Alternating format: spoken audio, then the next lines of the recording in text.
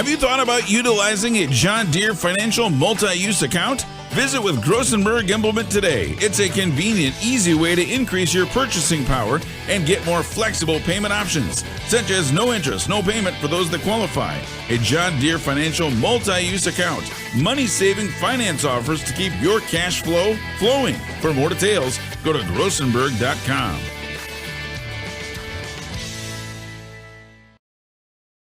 Advertising can be a struggle. Where to spend your money? Are you reaching the right audience? If you are looking for an effective method that reaches a large fan base at once, then here's your ticket with Live Ticket TV. With over 90 schools in the state of South Dakota, we can help you advertise locally with just your team or reach the region and state. Plus, a portion of all sales go directly back to the school. Get a hold of Todd Sandel today and let's get started in building your brand with Live Ticket TV.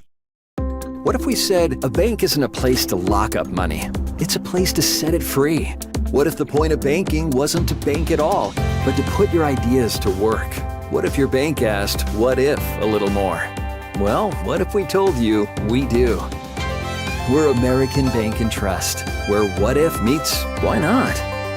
If you're ready to change what you get out of banking, start a relationship with us. What if you made the move today? When you're thinking of a new or used car, motorcycle, pickup, or RV, think of us. We make all sorts of vehicle loans. We can set you up with payments that fit your budget. So if you have getting some new wheels in mind, stop by and see us. We'll get you the right loan. Dakota Plains Federal Credit Union, federally insured by NCUA. We're big on you. We're small enough to know your name, but we're big on you.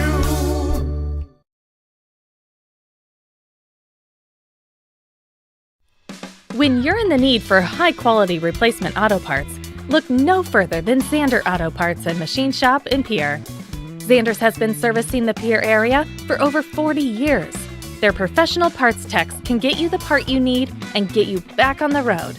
Stop by Zander Auto Parts and Machine Shop at 500 West Sioux in Pierre or call 224-9221. Zander's, your source for domestic and foreign auto parts and accessories. The innocence of youth. Is there anything any better? But soon they'll be in high school and facing all the same challenges you faced. How to make friends, how to fit in, how to be cool.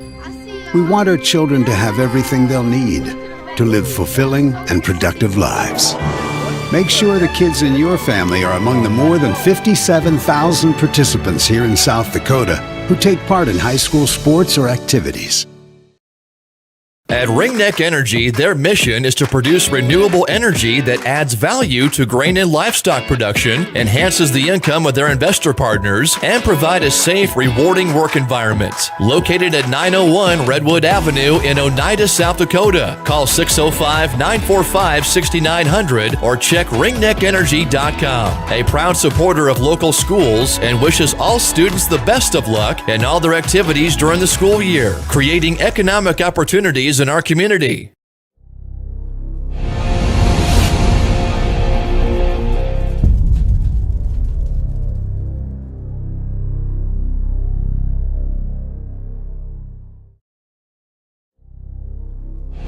Titan Machinery is actively hiring service technicians to our Case IH team in Highmore, Miller, and Pierre. Whether you are an experienced technician or looking to start your career, Titan has a spot for you. Earn a competitive pay with the potential to make upwards of 6 figures. Titan Machinery offers company HSA and 401k contributions, free single health care, and a generous tool allowance. For more information, log into titanmachinery.com/careers or contact Titan Machinery, your Case IH dealer, at 701-356-0130.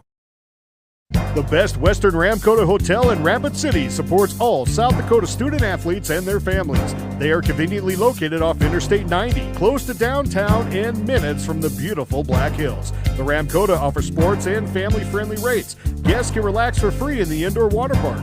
They have 36,000 square feet of banquet and meeting space, and the award-winning Minerva's Restaurant and Bar is located on site. Best Western Ramkota welcomes everyone to beautiful Rapid City, South Dakota. Do you have a pest problem? Got bats, ants, termites?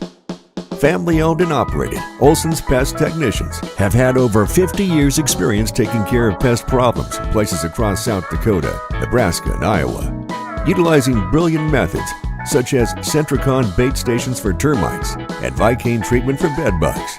There's no pest too tough for Olson's Pest Technicians. If you have pest problems, call 800-KILL-BUGS. Dano's Marine in Fort Pierre is your one-stop shop for all things boats and watercraft. They are your local Vexus and Alumacraft boat dealer, some of the best boats on the water. Dano's also offers a full line of services to maintain your boat out of the water so you can enjoy more time on the water. Their certified technicians proudly service Yamaha, Mercury, and Everroot motors. Stop in today to visit about your next watercraft. Dano's Marine, proud sponsor of Pierre and Fort Pierre athletics and events. Wow, Bill, you're walking so much better. What did you do? Well, I got so tired of the pain and nearly fell. And one of my friends recommended physical therapy at Winter Physical Therapy. And you know what? My back also stopped hurting. Huh. So how did you get started? My doctor wrote me a referral, but that's not always needed. Turns out you always have a choice where you want to go. So why did you choose Winter Physical Therapy? I love to support our locally owned small businesses, and quite frankly, they give great personalized care. Winter Physical Therapy. Exceptional care. Governor football against the Brookings Bobcats from Brookings. Dana J. Dykehouse Stadium. Sean Lewis is on too. Sean Lewis live and in color. Moment when you realize your furnace is stone cold busted. We're talking a real put on every sweater you own, I can't feel my feet, penguin predicament. But fear not, there's an expert for that. Let your local heating experts at Pites Service Experts keep you warm with $50 off any furnace repair. Like it toasty? There's an expert for that. Call Pites Service Experts at 866-EXPERTS. See website for license details. For over 70 years, Pitt's Design Build has earned our reputation locally for serving communities across South Dakota. We provide design and building services for schools, hospitals, churches, commercial offices, multifamily housing, and so much more. Pitt's Design Build is conveniently located in Pierre, Mitchell, and Sioux Falls to serve you and your organization. We bring value to our clients by facilitating the design and/or construction process. Give us a call today and check us out at pittsdesignbuild.com for a free building consultation. The Corner Station Convenience Store and the Crossing Pub are both conveniently located on Pleasant Drive in Pierre, South Dakota. At the Corner Station, grab your favorite hot and cold beverages and snacks while filling your vehicle up with Cenex brand gasoline. The Corner Station also features a super tunnel car wash to keep your vehicle sparkling clean. At the Crossing, grab a cold beverage and check out their selection of appetizers while watching the Stanley County Buffaloes and Pierre Governors live on their big screen televisions. Best of luck to all area students from the Corner Station and the Crossing. DRG Media Group Sports is the official voice of the Pierre Governors. Knowles wants to run again, and he's got room. 40, 30, foot race to the 10, 5, and a touchdown. Pierre will come back and set up Avery Kaiser on the outside left through the block, and that's down. The official voice of the Pierre Governors, River 92.7, and also at the River 92.7 page of the DRG News app, brought to you by Golden Buffalo and DRGnews.com.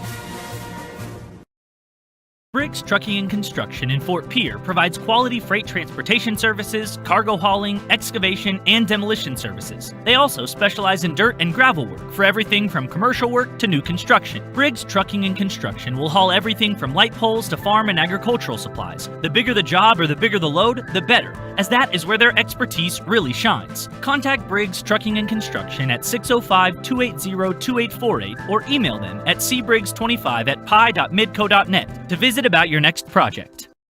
Give it off to Cisse, gliding to the basket. Out to 3, Jay Hayes. Good. And Eric Glenn wants to stop the music.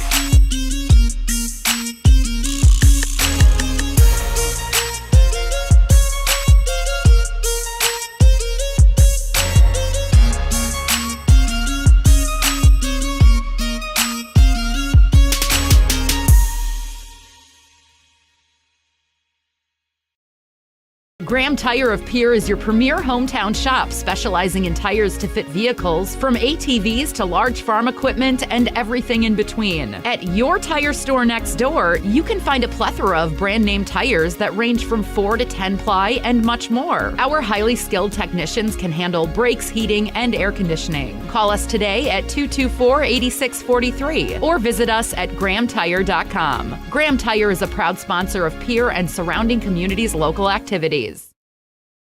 The foundation for how we do business is right in our initials, W-E. We. Everything we do is a partnership. We understand solving the many complex challenges growers face every day takes teamwork. And when we succeed, we do it together. That's the power of we.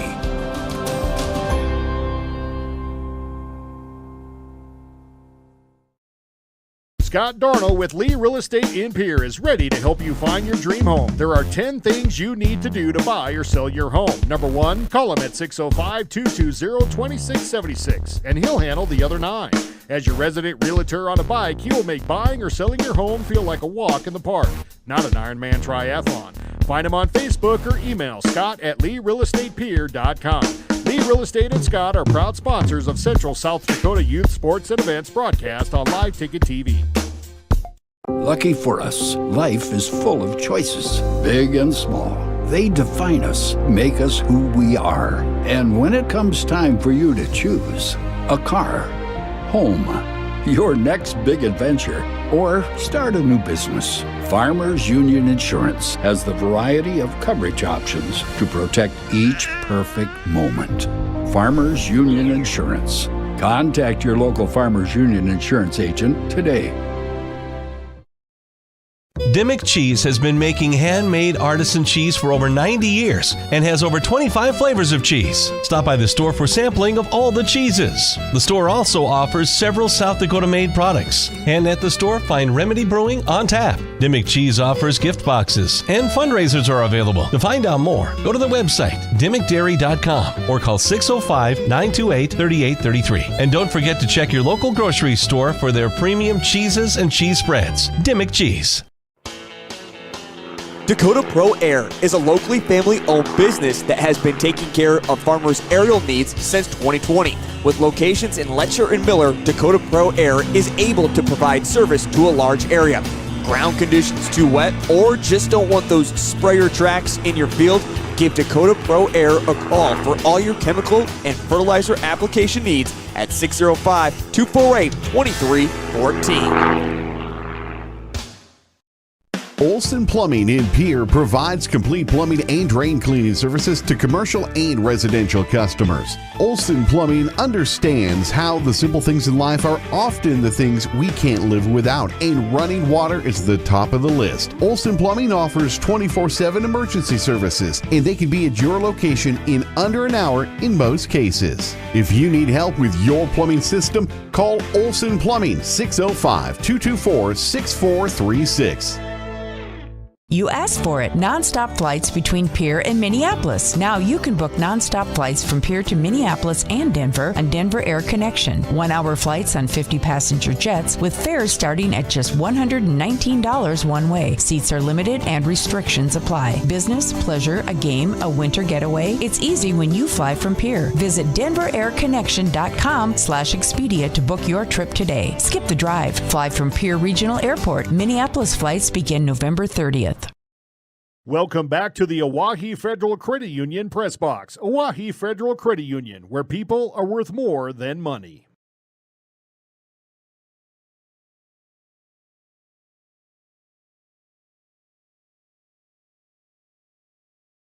Welcome back to the Oahe Federal Credit Union Press Box. Oahe Federal Credit Union, where people are worth more than money.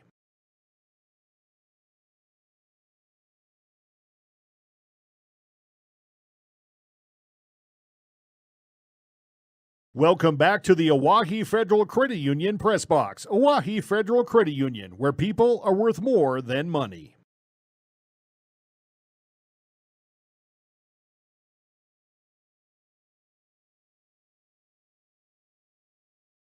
Welcome back to the Oahe Federal Credit Union Press Box. Oahe Federal Credit Union, where people are worth more than money. And now,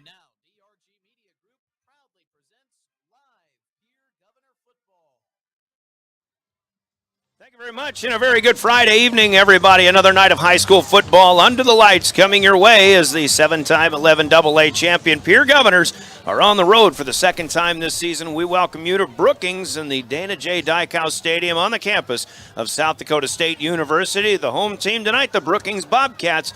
They're the team that are 3-0. It's the Pierre Governors coming in to week number 4 with a record of 2-1. Brian Oakland with the play-by-play coming up. William Wilson in studio, and John Akery running camera for us at Live Ticket. You can watch this game as well as hear it at drgnews.com and the River 92.7 page, also on the DRG News app. This game will be available through gogovs.live as well.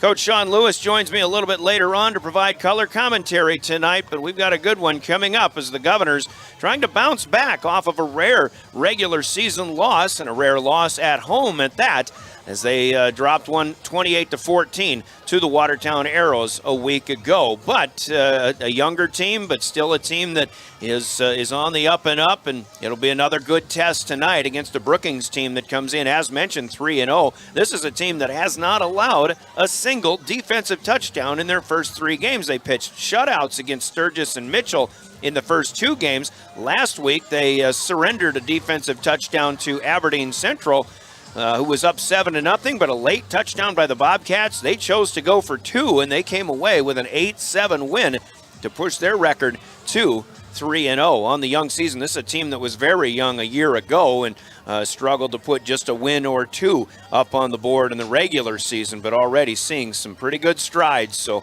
we're looking forward to this one coming tonight. Hope you are too. We'll have plenty to talk about in our pregame show. By the way, coverage of Pierre Governor Sports on River 92.7 brought to you within the broadcast by Central Dakota Eye Care, the folks at Envirotech, the South Dakota Attorney General's Office, Comtech, the South Dakota Office of Highway Safety, Coca-Cola Bottling, Wealth Partners, Family Dental of Pierre and Gettysburg, Hermanson Endodontics, Cowboy Country Stores, and Gales Gas Service will provide you with a Gales Gas Service at the scoreboard at the end of each of our quarter breaks with a Gales Gas Service scoreboard from Gales Gas Service in Pierre. And our opening pregame tonight brought to you by Bank West. Bank West for the best. We'll pause for 3 minutes, come back and get in to the pregame. Take a look at how things are faring and shaping up here in game number 4, week number 4 of the 11AA schedule. And we will chat with Sean Lewis and a little game preview coming up, and also starting lineups, game officials, and more. All a part of our Bank West pregame show as we welcome you to coverage of the Pierre Governors on your official home of the Governors, River 92.7 and drgnews.com. From the early days of South Dakota statehood through today's digital revolution, Bank West has remained committed to helping customers and communities succeed. Bank West associates uphold this commitment by developing innovative products, tailoring financial solutions to customer needs, and actively supporting community causes. For a bank committed to helping you and your community prosper, choose Bank West. Bank West. Convenient, connected, committed. Member FDIC. There's an app for everything, including high school sports from the stations of DRG Media Group. Download the DRG News app from the App Store or Google Play. It takes only a moment, so you'll have it in time for this game. See live and archive video of all games. And when you select your favorite station during the live stream, the video will immediately pop up. See Central South Dakota High School Sports on your phone or mobile device with the DRG News app. Download it now from the App Store or Google Play. Beck Motor Company is a proud supporter of Governor Sports. And if you're gearing up for the game, check out our standout star, the Chevy Silverado. This amazing truck combines rugged strength and modern comfort, perfect for any drive. Whether you're heading to the game or hitting the road, the Chevy Silverado has you covered. Swing by Beck Motor Company today and drive home in a Chevy Silverado, proudly supporting Governor Sports and your automotive needs. Beck Motor Company, 605-224-5912, beck-motors.com. Dakota Storm Roofing is a locally owned roofing company in Pierre, specializing in both residential and commercial roofing services. They can handle your asphalt shingle, metal They can handle the finishing touches, adding fascia, soffit, and gutters too. No job is too big or too small. For a free estimate, call Dakota Storm Roofing at 280-9794. Go to dakotastормroofing.com or find them on Facebook or Instagram. Superior Concrete is proud to sponsor the Governors this season and just as proud to offer the finest concrete solutions available for commercial and residential applications, as well as foundation and flat work. The bottom line, if you need anything done with concrete, we can do it. Superior Concrete. Give us a call today for an estimate or more information. That's Superior Concrete. Find us on Facebook or call the office at 605-494-0102. That's 494-0102. Call today. Do you love watching high school sports but find yourself wanting to be more involved? Live Ticket TV has the solution for you. They're looking for production managers to assist for this school year. Duties include the management of equipment as well as a basic technological understanding. But don't stress, paid training will be provided. Part-time wages starting at $20 an hour. Call 833-605-LIVE, extension 3. That's 833-605-5483, extension 3, and punch your ticket to joining one of the fastest growing companies in South Dakota.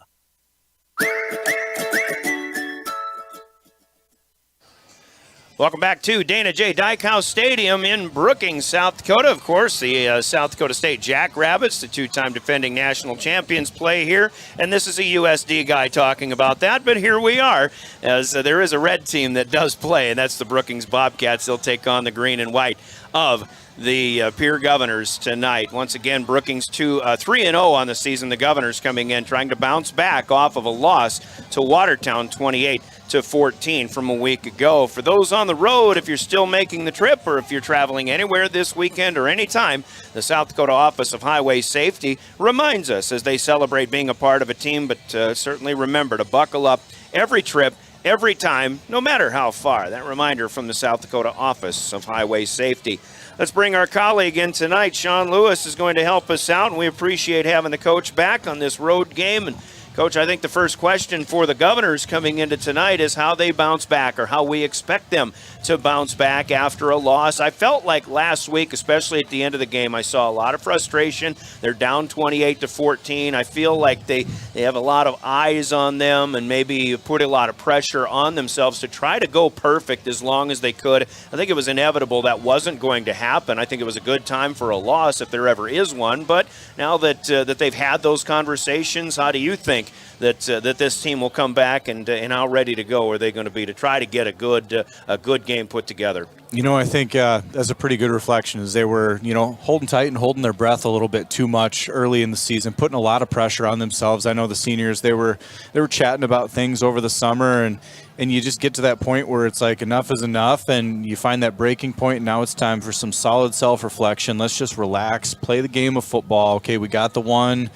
hiccup out of the way, and now just how do we move forward? What are the things that we really need to do to get better? Because we're not protecting an undefeated season anymore. Now let's reset. Let's get in track of the main goal, which ultimately is a state championship at the end of the year. And you said you used the word fun, and Coach Steele used the word fun when I was talking to him earlier this week, and I think that's the thing. It just seemed like there was an awful lot of pressure, which takes away some of the fun, and maybe part of the reasons that the Governors have been having slow starts in games this season and things like that as part of the pressure that they might have been feeling. That should be gone now. Hopefully you'll get a quick start tonight. Yeah, I mean, fans, parents, coaches, and even kids, when you lose track of the fact that this is high school football and ultimately that this is a game, and it's got to be fun. And if you're not having fun out there, you're not going to play free, you're not going to play loose, you're just never going to play at your highest ability because you're stressed. And anytime you're stressed, even some sort of something mentally, it's not going to be as good as it could be. So for them to just relax, have fun, play this game that you only get to play for a few years of your life, and just go out and perform, I mean, there's no looking back after that. Expectations are always high, but the kids can put the expectations on themselves. They don't need a lot of other armchair quarterbacks and so-called experts to add to that, right? Yeah, it's really easy to make that play caller to say that you should have made that play from our seats or anybody's seats, but when you're there and you're in the hot seat, it's a little bit different story because it's an extra bit of focus and attention. And we all had our playing days; they're long gone. So let's let these kids play. Yeah, well, we have exemptions because we have microphones, though. We're still okay. We got to talk about it at least. Here's what else is going on as we take a look at the state of football in Class 11 AA tonight. And again, with Brookings coming in at 3-0. As you look at the power rankings in Class 11 AA, and it certainly looks a little bit strange. Brookings and Spearfish are 1 and 2. They're in fact tied with a 45 power average with 3-0 marks. Watertown beating the Govs last week is 2 and 1. Their one loss was to 11 AAA's Sioux Falls Jefferson in Week 1. They're the third power rated team. Sturgis and area tied for fourth and fifth with their 2 and 1 marks. And then you've got a Mitchell team who's had a strong schedule so far, including a loss to these undefeated Brookings Bobcats. They're 1 and 2. They're the 6th power rated team right now, in fact, ahead of teams like Pierre and Yankton, who are tied for 7th and 8th with a 39.3 power average. And it's awful strange to look at power rankings and see the Governors at number 7. But that is where it is right now. Obviously, there's 6 games to go left in the season, tonight included, and things will pan out, I'm sure, by the time we reach the end of October. Meanwhile, Aberdeen, Huron, and Douglas are all 0-3, and they are on the outside looking in from the top 8 right now. The schedule for tonight, including the Governors here in Brookings to tangle with the Bobcats. T area goes west to take on Douglas tonight. Mitchell is up at Watertown. Aberdeen Central hosts Spearfish. Meanwhile, Sturgis is at Huron. And the one game with an 11 AA team playing a AAA team, that is Yankton, hosting the Harrisburg Tigers. The Bucks have a tough one against 11 AAA's current number 1 rated team. The AAA schedule tonight, meanwhile, in addition to Harrisburg at Yankton, has Rapid City Stevens playing at Sioux Falls, Washington. O'Gorman heads the other way out to Rapid City Central, Sioux Falls, Lincoln, and Jefferson will battle at the Wood tonight. And tomorrow, also at Howard Wood, Sioux Falls Roosevelt will host Brandon Valley. We've got a local schedule to talk about as well. A couple of other games on DRG Media Group stations, and Stanley County is at Ole Williamson Field. They're trying to make it 2 in a row as they got their first win of the season last week over Redfield. Now they've got an old rival in the Gregory Gorillas tonight in Fort Pierre. That's on KGFX. Justin Cowart with the call on that one with a 7 o'clock kickoff on KPLO. Darren Boyle follows the Chamberlain Cubs out to Rapid City. They take on Rapid City Christian at the Hart Ranch High School campus. And I think we've got Sully Buttes in Potter County, a backyard brawl on KMLO FM tonight. That's another regional game that's going on. Meanwhile, Lyman plays at Bennett County tonight. Miller Highmore Herald hosts Aberdeen Roncalli. Out west, it's Phillip against Kadoka from Phillip on the Prairie. And another good game in 11B as we follow area teams, including the Winter Warriors, top ranked in 11B, hosting a top 5 team in Woonsocket, Wessington Springs, Sanborn Central. So that'll be a fun game to keep an eye on as well. We'll keep track of scores that we can give you a little bit later on as we move along, but let's take a 3-minute timeout. When we come back, we'll start talking keys to success. We'll begin with Steve Steele, the head coach of the Pierre Governors. Keys to success from Central Dakota Eye Care in 3 minutes. This is Pierre Governor Football, your official voice of the Govs, River 92.7 and DRGnews.com. Chances are you're overlooking a big energy thief in your home or commercial building. The garage doors. But Overhead Door Company of Pierre can help stop that energy waste with a full range of insulated, weather-tight garage doors. Their residential garage doors give you insulated performance at an uninsulated price. And their Thermocore insulated steel doors give commercial buildings the energy efficiency they demand today. Find out more. Call Overhead Door Company of Pierre at 1-800-649-9905 and put a stop to the garage door energy thief. This is Coach Scott Nye from your Pierre Governors and the team at Ranky Gray Wealth Management, where we focus on coaching something just as important, your finances. Everyone needs guidance through life's key financial decisions and challenges, not to mention the opportunity to feel confident that their retirement strategy will help them pursue the lifestyle they've dreamed about. As you're looking for the right team to assist you, we're right up the street and ready to provide you the help that can make all the difference. Contact our peer office today by visiting rankygray.com.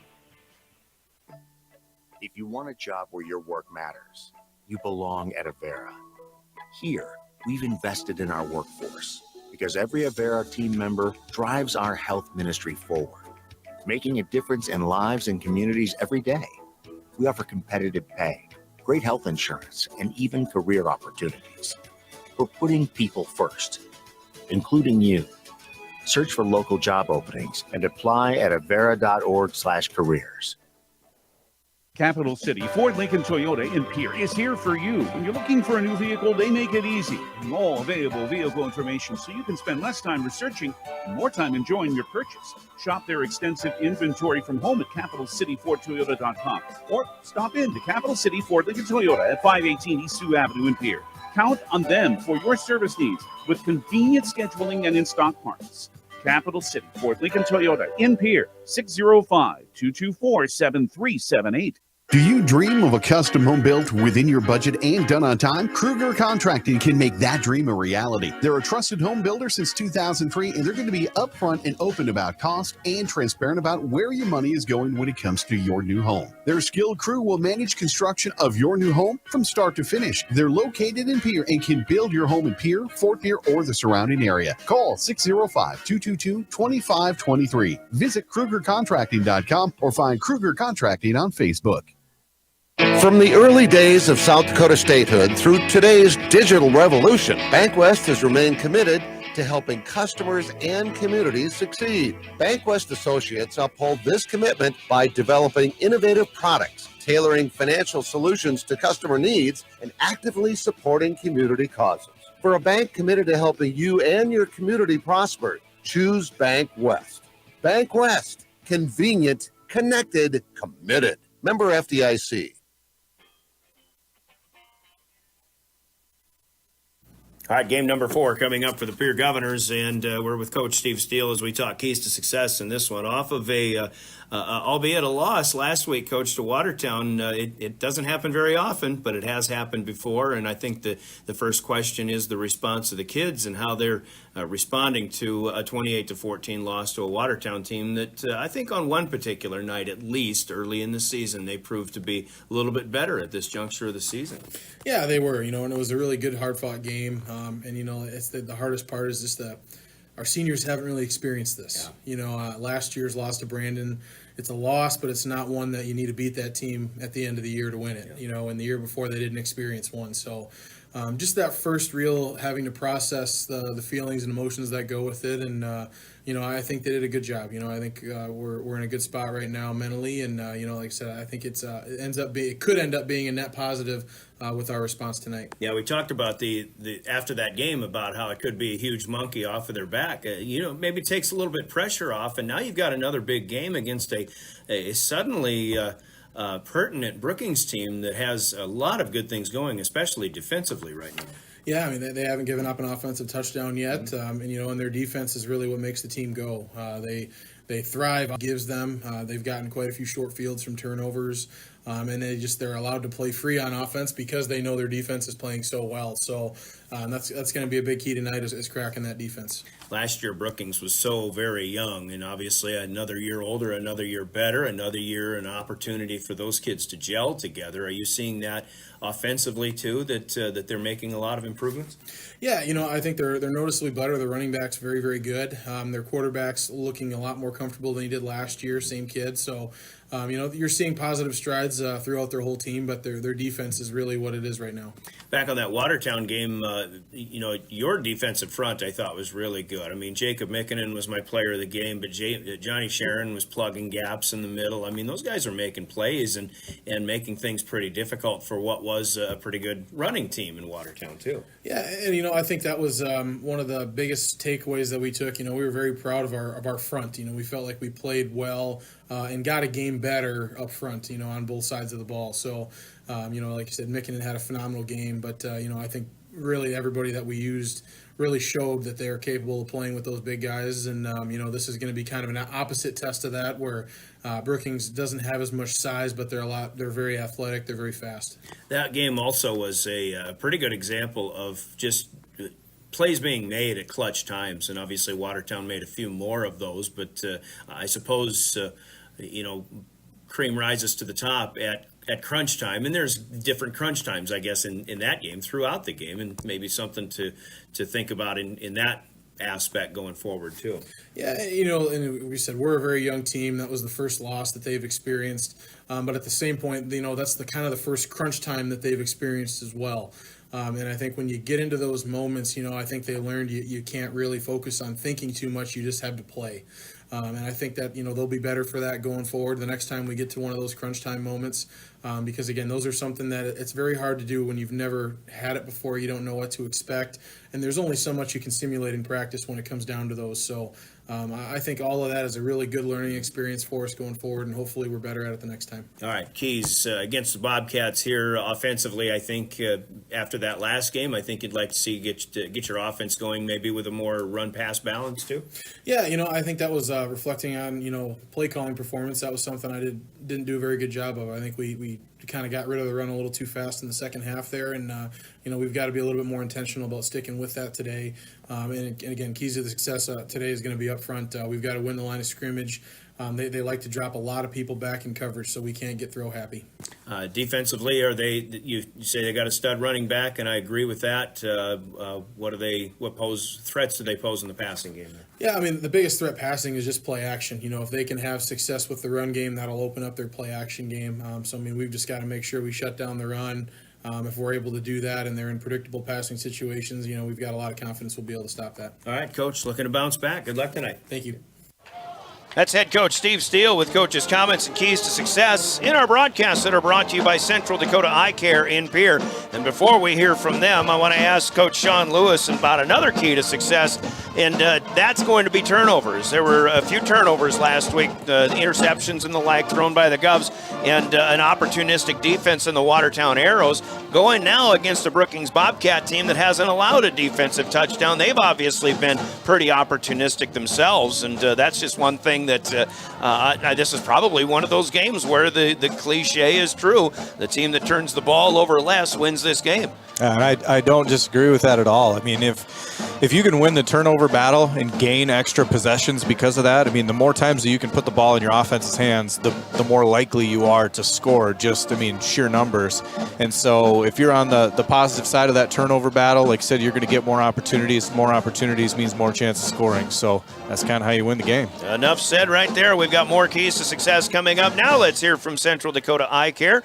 Keys to success from the Brookings side with head coach Brady Clark. Our next, you're listening to Pierre Governor Football. Did you know 16 million Americans suffer from dry eye? Hi, this is Dr. Nick Marso of Central Dakota Eye Care. Along with providing comprehensive eye exams evaluating vision and health of your eyes, we now offer IPL dry eye treatments. OptiLight IPL is a new innovative light therapy treatment for dry eye and is FDA approved. Also available at our clinic are dry eye products and supplements. Call us today, 224-6128 for more information and to schedule an appointment. Central Dakota Eye Care, 640 East Sioux Avenue in Pierre. Better vision for a great life.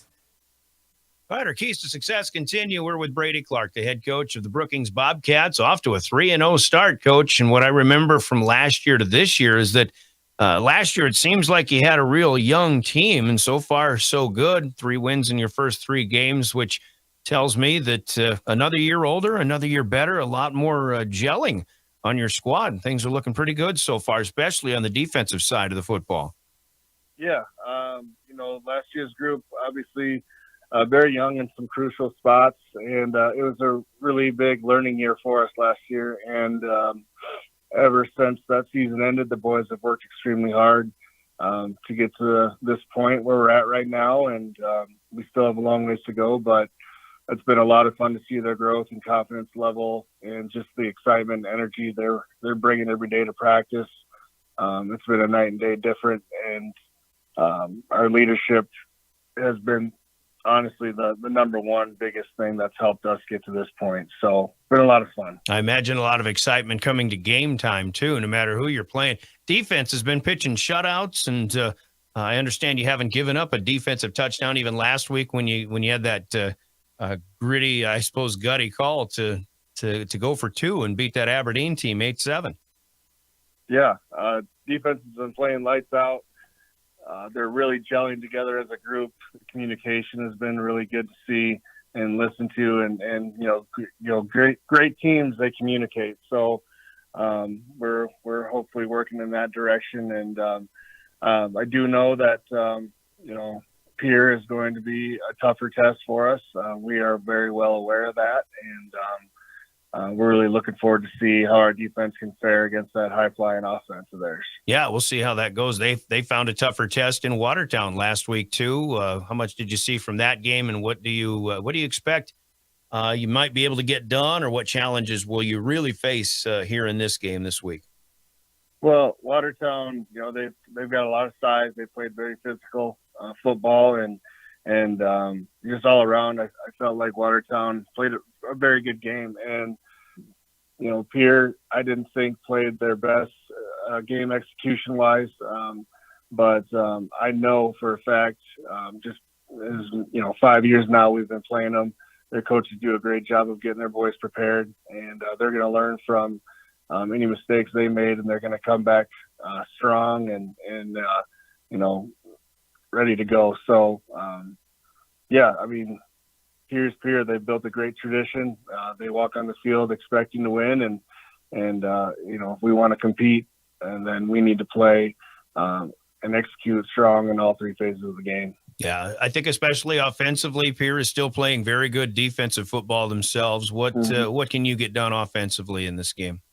We have, can't give everything away, but we have a few wrinkles that we feel like we can attack for their defense. But, they're an attack defense. They play a lot of man and cover 3-5 front, bear front, whatever you want to call it. But they're a physical team, and they understand their jobs and their roles when they're on the field. And so we just have to, our goal is just to obviously, like I said, execute and do our job better than they do their job. But it will be a lot of back and forth. It will be a tough grind. Are you getting a good run-pass balance so far this season, first 3 games? Yeah, that's something I'd like to see more of. We've been more run-heavy. I know we are capable of getting more balance, with that passing game. But at the end of the day, too, take what the defense gives you, and but that is one thing that I would like to see more of is just be a little bit more balanced, because I know down the stretch, and even in games like against Pierre, tough games, we're gonna need to be able to throw the ball as well. So. All right, Coach. Looking forward to it. Appreciate your time. Good luck tonight. All right. Hey, thanks a lot. Appreciate it. And our thanks to Brady Clark for his coach's comments and keys to success, brought to you by Central Dakota Eye Care in Pierre. We take a 3-minute timeout, and starting lineups are coming up next. Plenty more on the way in your Bank West pregame show. Pierre Governor football is on River 92.7 and drgnews.com. Century Business Products is a proud supporter of South Dakota High School athletics and proud to provide the most reliable Kyocera copiers and printers to schools and businesses in the area, all backed by their 5-time nationally awarded Kyocera servicing team. Are you looking to control color costs? Looking to reduce printers? Are you looking for more efficient ways to scan documents? Or maybe you'd like to become more paperless? Look no further than Century Business Products. Call 800-529-1950 and see how they're powering business technology. At American Family Insurance, we help protect what you've achieved so you can fearlessly go after your dreams. For auto, home, business, and life, contact us today. American Family Insurance. Insure carefully, dream fearlessly.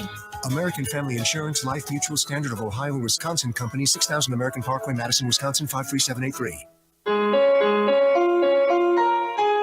Call the Brittany Shufflebine Agency, LLC, with offices in Pierre, Oneida, and Gettysburg.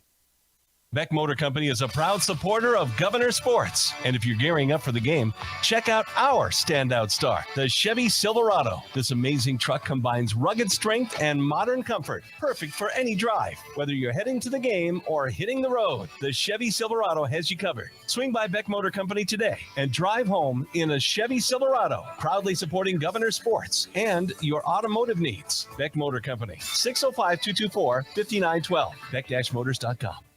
Dakota Storm Roofing is a locally owned roofing company in Pierre, specializing in both residential and commercial roofing services. They can handle your asphalt shingle, metal roofing, and flat roof needs. New construction, plus all types of roof repairs. They can handle the finishing touches, adding fascia, soffit, and gutters too. No job is too big or too small. For a free estimate, call Dakota Storm Roofing at 280-9794. Go to dakotastormroofing.com or Find them on Facebook or Instagram.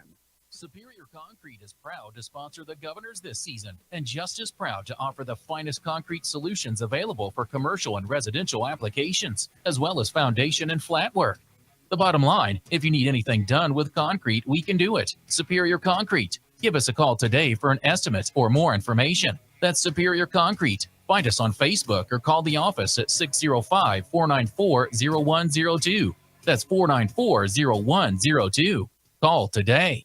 Do you love watching high school sports but find yourself wanting to be more involved? Live Ticket TV has the solution for you. They're looking for production managers to assist for this school year. Duties include the management of equipment as well as a basic technological understanding. But don't stress, paid training will be provided. Part-time wages starting at $20 an hour. Call 833-605-LIVE, extension 3. That's 833-605-5483, extension 3, and punch your ticket to joining one of the fastest growing companies in South Dakota.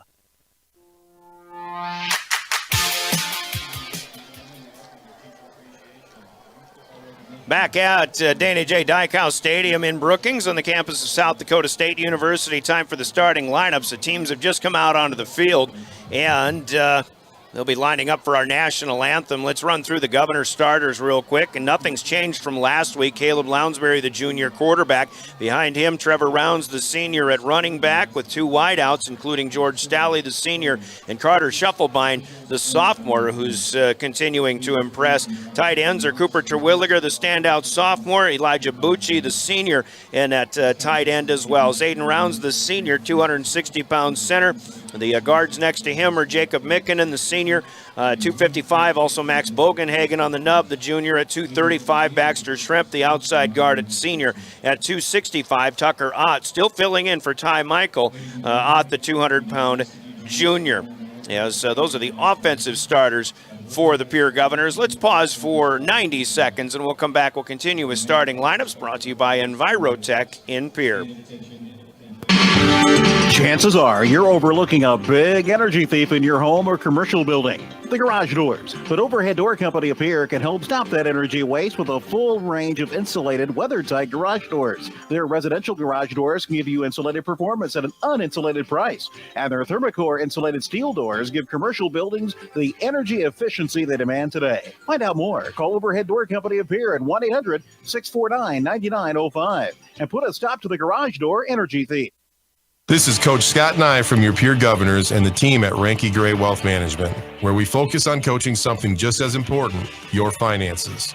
Everyone needs guidance through life's key financial decisions and challenges, not to mention the opportunity to feel confident that their retirement strategy will help them pursue the lifestyle they've dreamed about.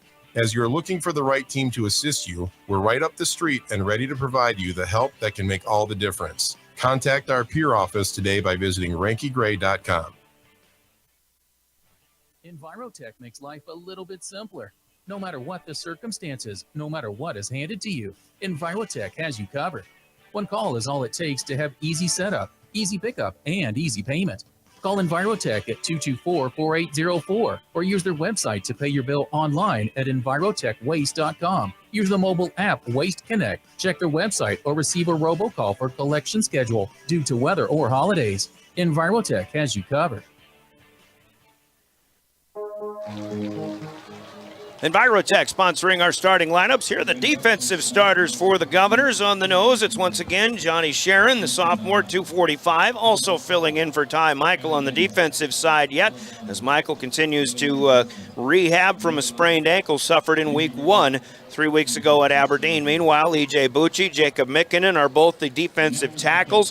Both are excelling so far on this season. We've also seen Patrick LaRocque in there a time or two from a defensive tackle standpoint.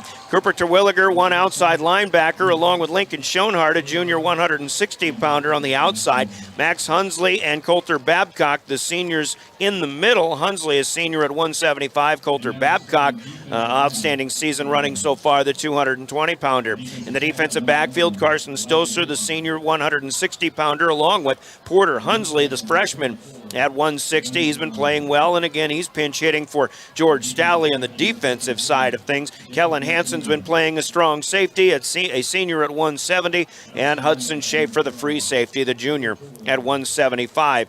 Head coach Steve Steele, assisted by Matt Thorson, Scott Nye, Adam Spohr, Dan the Magic Man Machachok, Jeff Schleckaway, Brevin Kaiser, Duncan Trow, Josh Schleisner, Ryan Royer, and Gene Radinger. Starting lineups for the home team, the Brookings Bobcats tonight, brought to you by Envirotech, look like this. At quarterback is the 170-pound junior, Gavin Anderson. Fullback is Jay Harris behind him. He goes 205. He is a junior, but the feature back will be Will Conrad, a 155-pound senior.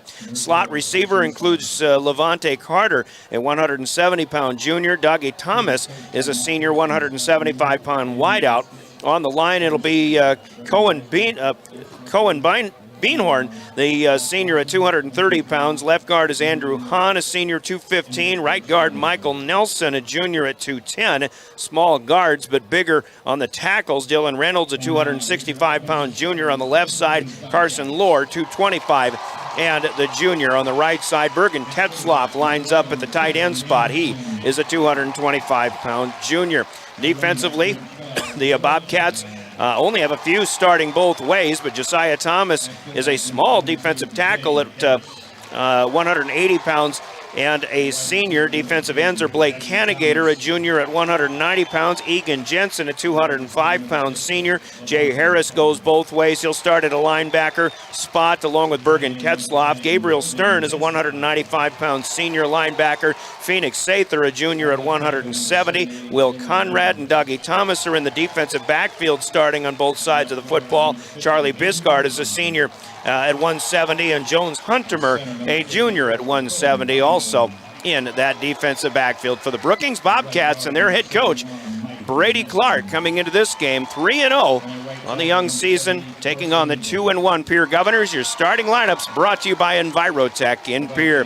The other starting lineup to give to you is the naming of tonight's game officials. They are the law on the field, and we'll run them down after you hear this important message from the Attorney General's Office Consumer Protection Division. Every day you share personal information about yourself with others. You may write a check, charge fuel, rent a car, mail your tax return, schedule a doctor's appointment, or post something on social media. Each transaction may share some sort of personal information such as bank or credit card account numbers, social security numbers, name, address, or phone number. There are unscrupulous individuals, identity thieves, targeting these routine transactions trying to gain your information to commit fraud. If you think someone has stolen your identity, contact Consumer Protection at 800-300-1986. The Attorney General's Office Consumer Protection Division to the state of South Dakota, providing us our law on the field. Our game officials who are licensed by the South Dakota High School Activities Association to officiate high school football. And in each and every broadcast, we make sure that we thank our game officials for doing what is very oftentimes a thankless job. Tonight's game officials are the referee, Jason Riesdorfer, the umpire, Darren Martina. The head linesman is Joe Kleinschmidt, and the line judge, C.J. Prickett. The back judge will be Josh Benz. Our game officials, the five-man crew, Jason Riesdorfer, Darren Martina, Joe Kleinschmidt, C.J. Prickett, Josh Benz, the game officials. The law on the field, brought to you by the South Dakota Attorney General's Office Consumer Protection Division. The coin toss is being enacted in the middle of the Jackrabbit logo down there and on the floor of Dana J. Dykhouse Stadium. Coin is up. Let's take a 1-minute timeout. When we come back, it's time for kickoff. Govs, Bobcats coming up. Your official voice of the Pierre Governors is River 92.7 as the Govs win the toss and defer. And we're also on drgnews.com. If you want a job where your work matters, you belong at Avera. Here, we've invested in our workforce because every Avera team member drives our health ministry forward, making a difference in lives and communities every day. We offer competitive pay, great health insurance, and even career opportunities. We're putting people first, including you. Search for local job openings and apply at avera.org/careers. Comtech has your technology solutions. Check out their showroom located right off the truck route on Irwin Street. Come in and see what you've been missing. A large selection of TVs, sound systems, and smart speakers, PCs, desktops, and tablets, home and business security and telecommunication systems. Comtech is your all-in-one solution for any technology needs. Wishing all athletes the best of luck in today's competition. Comtech. Come see what you've been missing. Comtech Communication and Electronic Services will sponsor our opening kick. That is forthcoming. Before we get to that, we remind you, you are listening to the official voice of the Pierre Governors. Driven by the Office of Highway Safety, River 92.7, KGFX FM, and K296FI Pierre. Stay alive. Don't text and drive. Friday night under the lights, Brian Oakland with the play-by-play. Sean Lewis at side for color commentating. We are live video streaming through Live Ticket with the help of John Acree from Live Ticket and South Dakota State University. William Wilson in studio. Here is your Comtech opening kick from Carter Templeton right to left as the deep man Dougie Thomas will take it on the run across the 10 to the 13-yard line.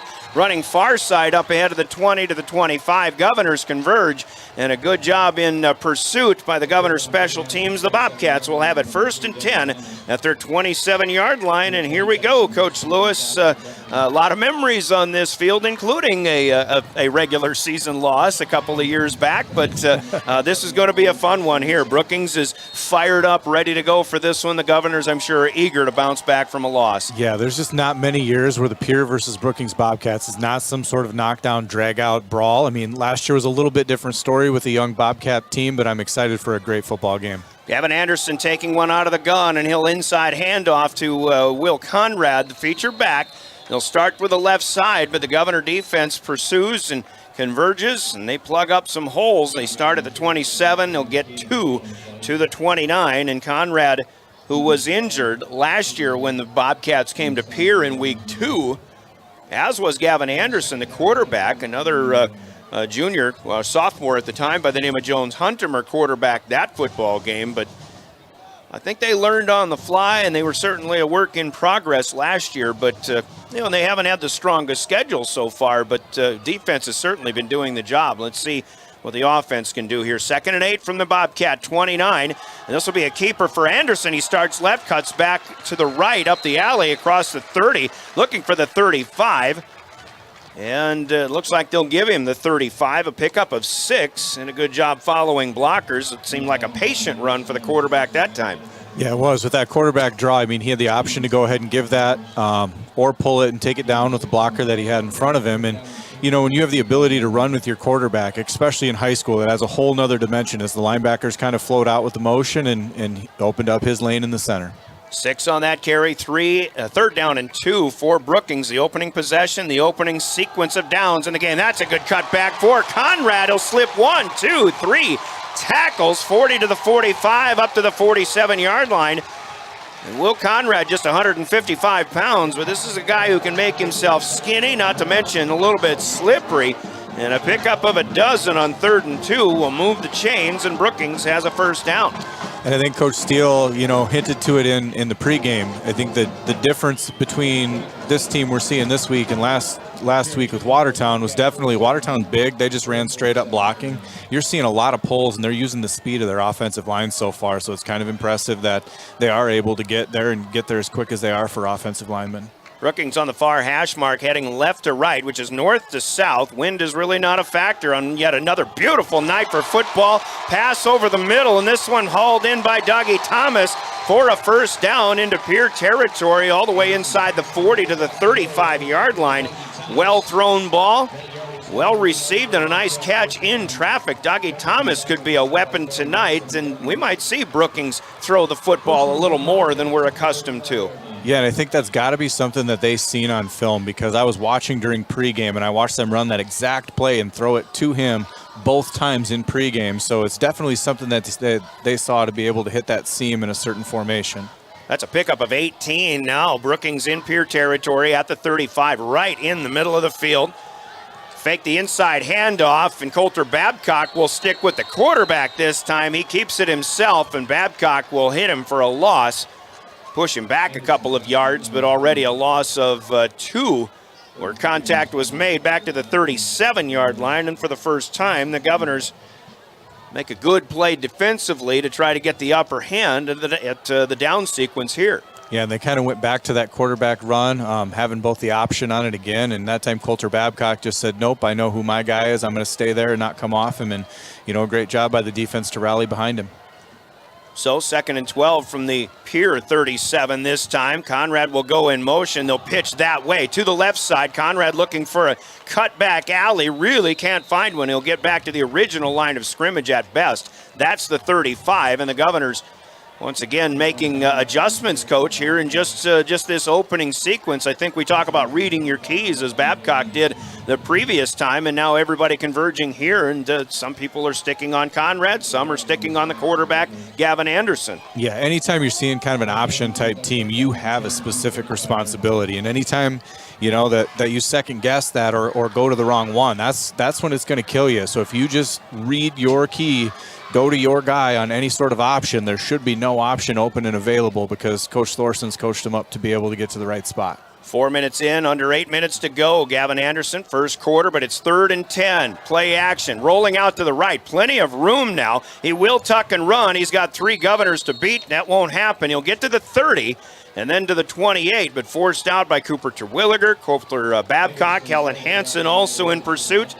I think Anderson was comfortable and content just getting what he could, knowing that Brookings is most likely in 4-down territory as long as he got a good gain. He does pick up 7. It'll be 4th and 3 from there. Yeah, you didn't see any change from the sideline, so it's definitely 4-down territory for them. I mean, you saw the Govs do a pretty good job there, but just a little hesitation on kind of a sidestep, juke step with that quarterback, and, that was what was able to spring him for about another 2 to 3 yards beyond where he should have been. 4th and 3. Just saw a senior, Ty Michael, coming in for the first time. He's playing the nose since he was injured with a sprained ankle 3 weeks ago. Pass here for Anderson. He tucks and runs. He'll get the first down. A good open field tackle eventually, and finally by Max Hunsley. But Gavin Anderson looked at first like he had a little happy feet situation going on, but he did a good job in just tucking it and running with it. He'll get all the way to the Pierre 21-yard line. That's a gain of 7. He needed 3, but he picked up extra. And Gavin Anderson has another first down. That's the 3rd one of this opening drive for the Bobcats that started back on their own 27-yard line. 9th play, in fact, coming up with 7:13 to go in quarter number 1.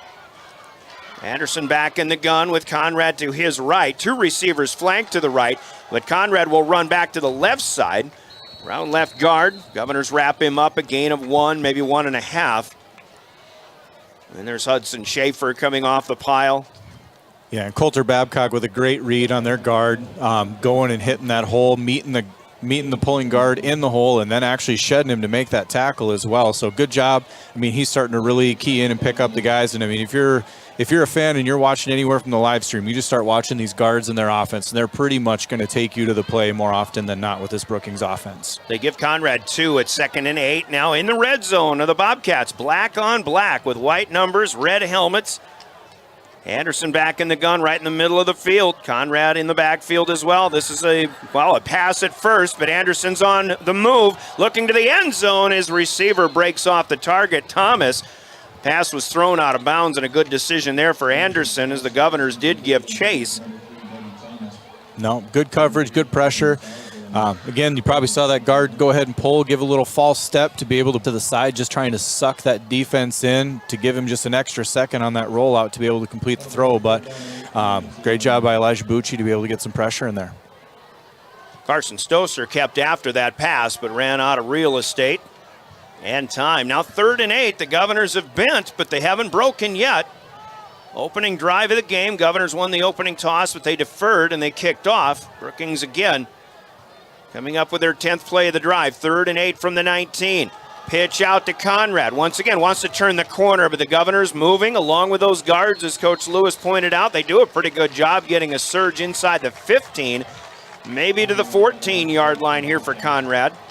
Yeah, toss left's basically student body. It's everybody going ahead and pulling and trying to just get you to get two guys into the same gap. And then he did a really good job, their running back did, of reading that, finding the one gap, that didn't have a governor in it and getting a few extra yards out of there. Not to mention his speed has been impressive so far. Brookings has converted 1 4th down so far on this drive. They have to try to do it again. 4th and 3 from the Pierre 14-yard line. They do kick, but they're not kicking here. Far hash mark, left or right, keep it on the ground. Conrad as he's getting dragged from behind, and the Governors may have gotten a stop depending on the spot coming up. The near side official comes in shy of the 11. That would be the line to gain.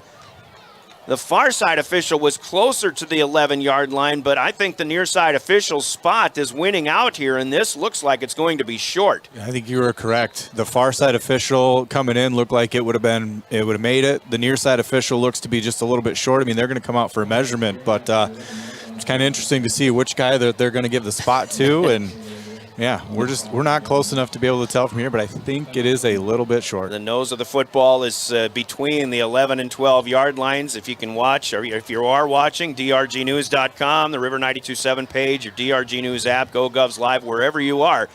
We thank you for joining us. Here's the big moment, and it is short of a first down by almost a full length of a football. So the Governors stand them up. And once again, whoever got in there, I didn't see who it was, but Conrad was getting dragged by the back of his shirt. And he'll only get 2. The Governors do stand their ground, and they'll turn them over on downs. So it's Pierre football for the first time tonight. And when you think coaches are just being cliche when they say it's a game of inches, it right there just proves why it is really a game of inches. One inch here or there, and he's probably over that line. So we'll call it the 12-yard line here for Pierre. 5:19 to go, and finally the Governors will have the ball for the first time. Caleb Lounsbury, the quarterback, as Pierre stays on the ground, and Brookings, left side of the D-line, does the job as they will stand up Trevor Rounds. Number 10, Bergen Tetzlaff, one of the defensive ends, actually he's an outside linebacker getting in there to make the stop. Rounds goes nowhere. It'll be 2nd down and 10. Yeah, and I thought we were going to see a lot of that 2 tight end set right away that they came out with, just kind of something that I saw on film a little bit last week with Watertown that was going to be successful. And freeze play formations hit a freeze play. Coach Steve Steele is the king at freeze plays. Yeah, it just shouldn't work as much as it does for him, but he's constantly preaching that and taking a free 5 yards. You're going to give him it when we're not getting it offensively, or we're going to take it by your mistake. Well, 2nd and 5 sounds so much better than 2nd and 10, so you might as well give it a shot. Coach John Calda and I were talking last week about how many times we've seen over the last 5 years or so, how many, we talked about how much total yardage was picked up with things like that, and we figured a couple of football fields. But here's Rounds on a pitch out.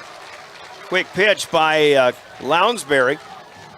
2-hand pitch to his right. Rounds still doesn't have a lot of room to run from the 17-yard line. They'll only give him 1 to the 18, and now it'll be 3rd down and 4. Brookings picked up 63 yards on that opening drive, but the Pierre defense turned them away on downs. Now with 4:15 left in the first quarter, we may see the Governors put the ball in the air for the first time. 2 receivers left. George Stalley, I believe it is, slot left. Carter Schuffelbein's been hot. Cooper Terwilliger is flanked to the far right. They're putting it on the ground, though. Option, and Lounsbury takes a hit. It's Tetzlaff who gets in there. He made a big stop on the first play of the drive. Lounsbury, I don't believe, ever saw him coming here. No, but I think that's something the Governors definitely need to do, is get Lounsbury a little bit more involved again in the run game. That just makes his arm that much more of a threat. He's also a threat with his feet because, ultimately he is an athlete.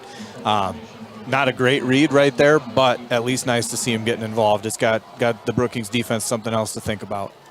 4th and 3, Cooper Terwilliger punts, and he's got a pretty good one here. It'll bound at the 50 and take a big Governor hop inside the 30. And finally coming to a stop at the 28 where it is downed right there.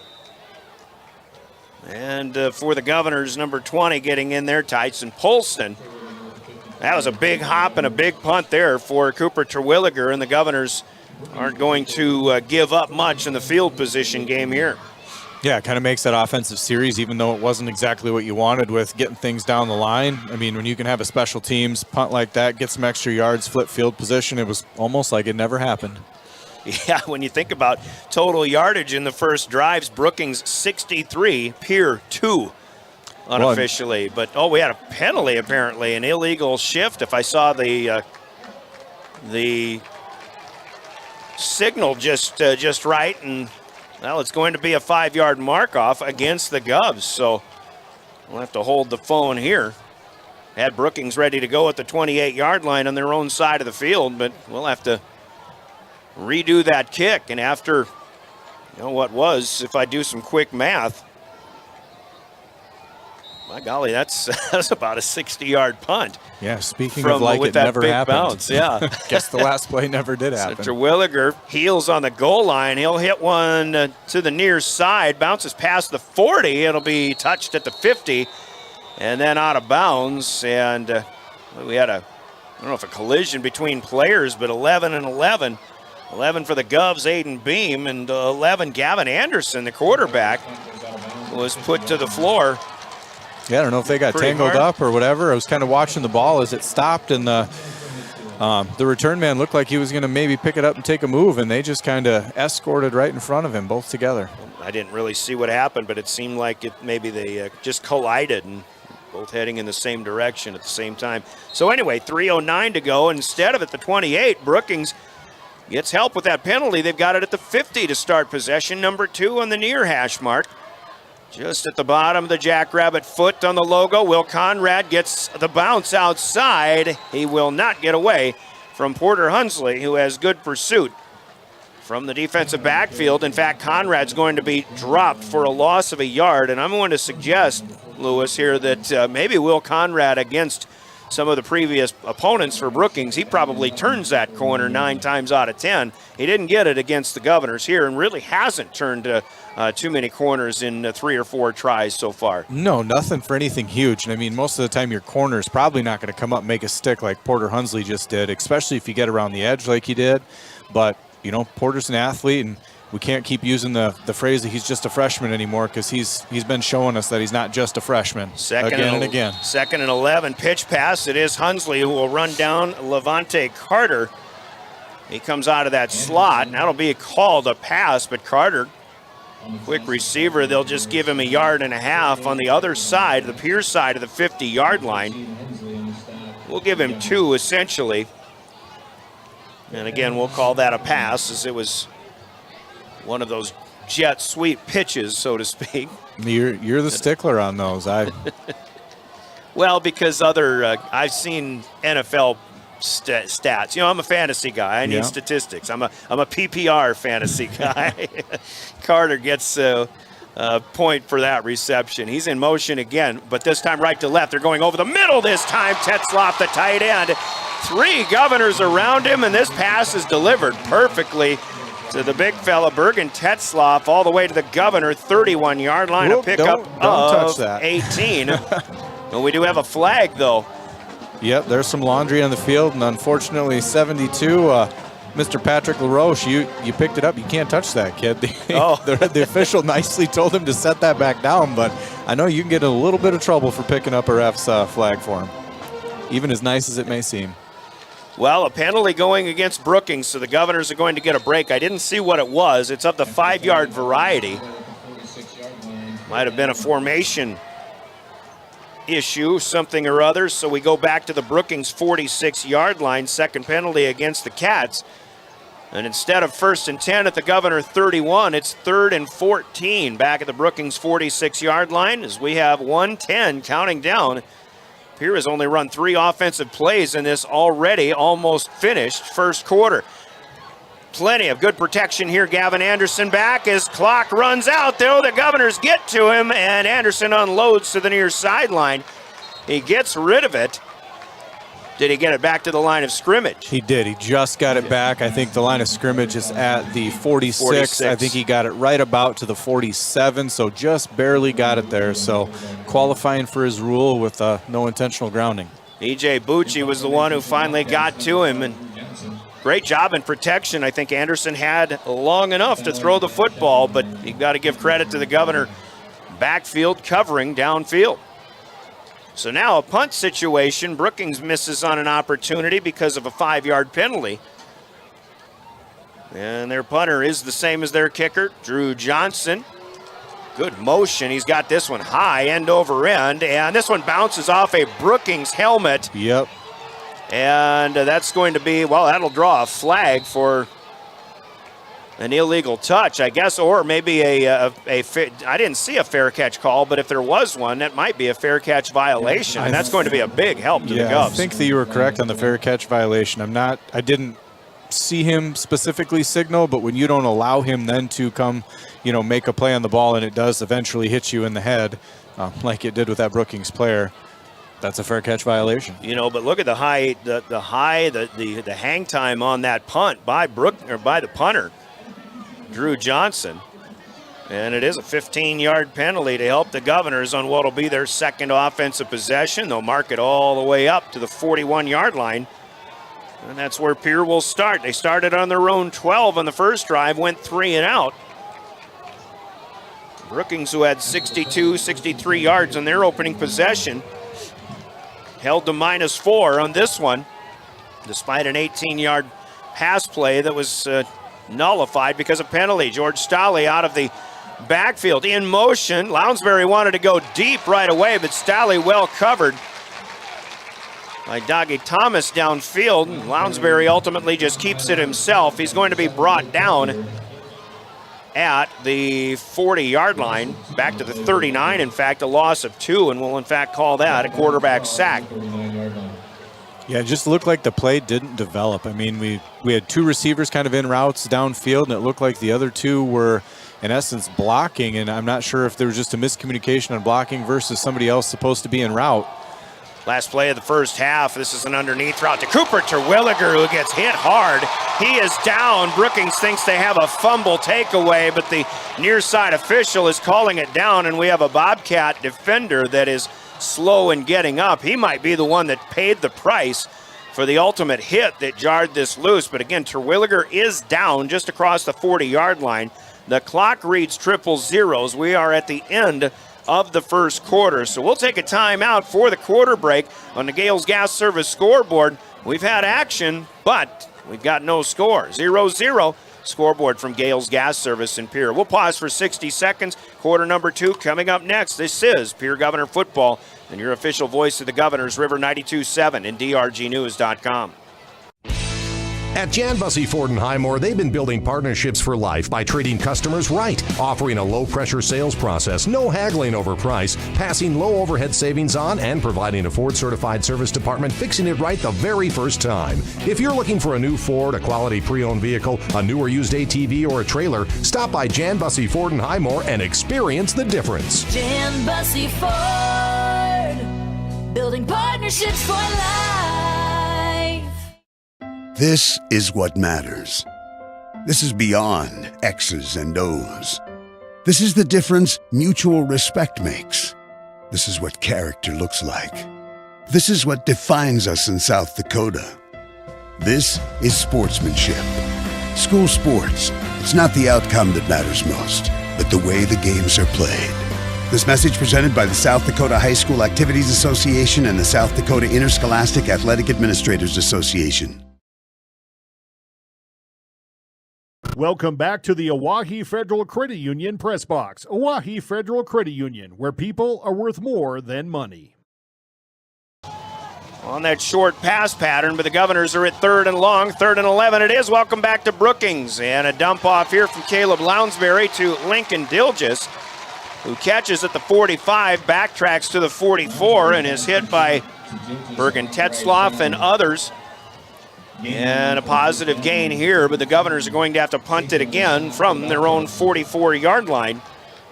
Pierce still in a feeling out process, and this is something we've seen, Coach Lewis, in the first quarter, and now here, first play of the second quarter. And in games so far this year, it's taken a while for the Governors to get going. Yeah, and a lot of it's a chess match. I mean, you're really starting to see Coach Steele put in a bunch of different formations and just kind of seeing how they line up to it. And I can guarantee you the guys upstairs are taking notes. Okay, here's how they're lining up to it, and then here's where we plan on attacking a little bit later. Terwilliger's second punt, a good one here as Thomas is put back to the 20-yard line. He gets a block and then gets outside to the 30, slips a couple of tackles, out of bounds up ahead of the 35-yard line, finally forced out by Carter Merrill on the far side, but Dougie Thomas, pretty good runner in the return game. Yeah, you've seen him in the pass game and now in the return game a little bit. He's not a guy that you want to get loose into open space, and they've done a few different things to create things for him, not just on special teams, but even in their offense. So you can tell he's a focal point and an athlete that they want to start utilizing. So just about a minute gone by here in the second quarter. No score. Most of the offense of the evening has been put up by the Bobcats. The Governors on 2 possessions have gone 3 and out both times. Couple of pass plays completed by Caleb Lounsbury on that last possession, but a punt nonetheless. Here's Levante Carter, and he runs right up the middle and right into Jacob Mikkinen on the defensive line. Mick had a big game last week in the loss to Watertown. When that game was in doubt, Mikkinen was plugging holes in that first half. Well, you took exactly what I was going to say. Is from watching that game, watching him play both sides of the ball, I was like, man, I mean, not that he needed a coming out party because he was a pretty big part of the offense last year, but that was definitely, hey, I'm in charge and I can play both sides, and you know, I'm here to make sure that this group does its job. So I was super impressed with his play. No gain on that play, 2nd down and 10. Brookings now heading south to north here at the stadium field in Brookings. Anderson wants to throw. He's looking for his guy over the middle. He has a different tight end this time. Schaefer will make the tackle from the 40 of the Governors down to about the 36. Big number 86 is Egan Jensen, a 205-pound senior. They'll mark him to the Governor's 37-yard line. Can't help but be impressed with the arm and the accuracy of quarterback Gavin Anderson on 2 tight end tosses over the middle. Yeah, and that tight end came from the left side, kind of caught that thing over the middle all the way to the right side. You know, when you're in traffic like that, it's hard enough to make that throw and that catch, but also as a concentration with the safety, there's a lot of guys in front of you, but you got to stick with it. Play action, rollout here. Quarterback keeps it himself. This is a designed run, but Hunsley and company will run him down, and the Governors are going to push them back yet again. That was actually a gain of 28 on that hookup to the second tight end. Bergen Tetzloff caught an 18-yarder in the first quarter. Egan Jensen for 28. And these passes are being delivered, Coach, right in traffic. I mean, he's dropping them perfectly where they need to be. Yeah, I mean, there's some good coverage going on. I mean, it's not like they're wide open, but, you know, it's something that I think Brookings being forced into a little bit, as we've done a pretty good job against the run, you know, minus a few runs here and there. But, I mean, it's kind of what they're having to resort to. 2nd and 11, 48-yard line. Now Conrad is hit in the backfield, and this is, I believe, Max Hunsley again. Yep, 35. Back-to-back stops for Max, and this one a bigger loss. Back outside the 40. They'll spot him to about the 41, a loss of 3. Yeah, it's so gratifying to see Max out there on the field, you know, being able to read and play. He really second-guessed himself last year going out for football and not getting a whole lot of time and everything else. And we had a really long talk about how it would pay dividends in wrestling, and wrestling would pay dividends in football. And now he's got a senior year. He's got a chance. He's playing middle linebacker, and I thought he's played really well so far. So I've been proud and impressed of him. 3rd and a baker's dozen here. Right to left, middle of the field. Gavin Anderson in the gun again. Will Conrad, as usual, with him as Anderson slips out of the pocket but will not get far.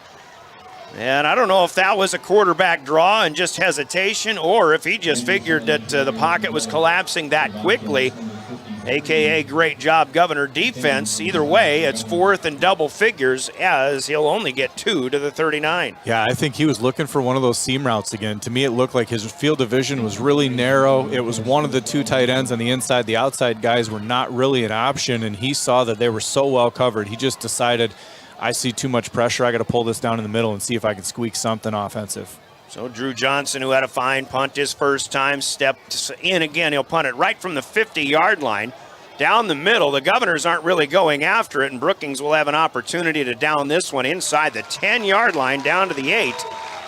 He punted from the 50. The line of scrimmage was the 39. We'll call it a 31-yard punt, but another job well done, and the Governors are faced with ugly field position once again. Possession number 3 coming up for Pierre. No score, 7:16 to go here in the second quarter. Ryan Oakland, Sean Lewis.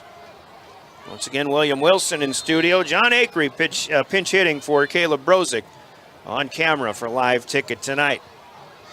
They start him at the 9. Pierre in road white with the green numbers, green pants, green helmets here. First down play on the ground. Trevor Rounds slips out. Looked like he was a little bit hesitant. Otherwise, maybe if he gets to the corner, he's got more yardage. Did not see. It looks like 42 that gets the tackle, but or it's 46 instead. Yeah, just not really enough edge to get outside, not really enough to force you inside. And so when you kind of have that indecisiveness, you're running right kind of into the back of your tight end, and you need to make a decision one way or the other and see if you can get forward. But he got, about what he was going to get out of that play. Gabe Stern, a wrestler that Sean Lewis knows very well, makes the tackle on that first play. Second down and 9. And this will be... Is this Carson Stoser? Yeah. Out of the backfield, and Carson with some speed. The Governors give the Bobcats a different look, and Stose comes up the middle, and this will be the first down of the night, picked up by Pierre all the way to the 22-yard line. That's a gain of 12. Like we said, sometimes you just got to show them something different, not the traditional, hey, we got a back, we got a wide receiver that's going to motion in, and it's also kind of neat to see him playing both ways. Last year he was just, a defensive player to be able to morph into an offensive threat as well. He does have dangerous speed. Empty backfield here. Both tight ends lining the line of scrimmage. 2 wideouts to the right, near side. Lounsbury goes the other way.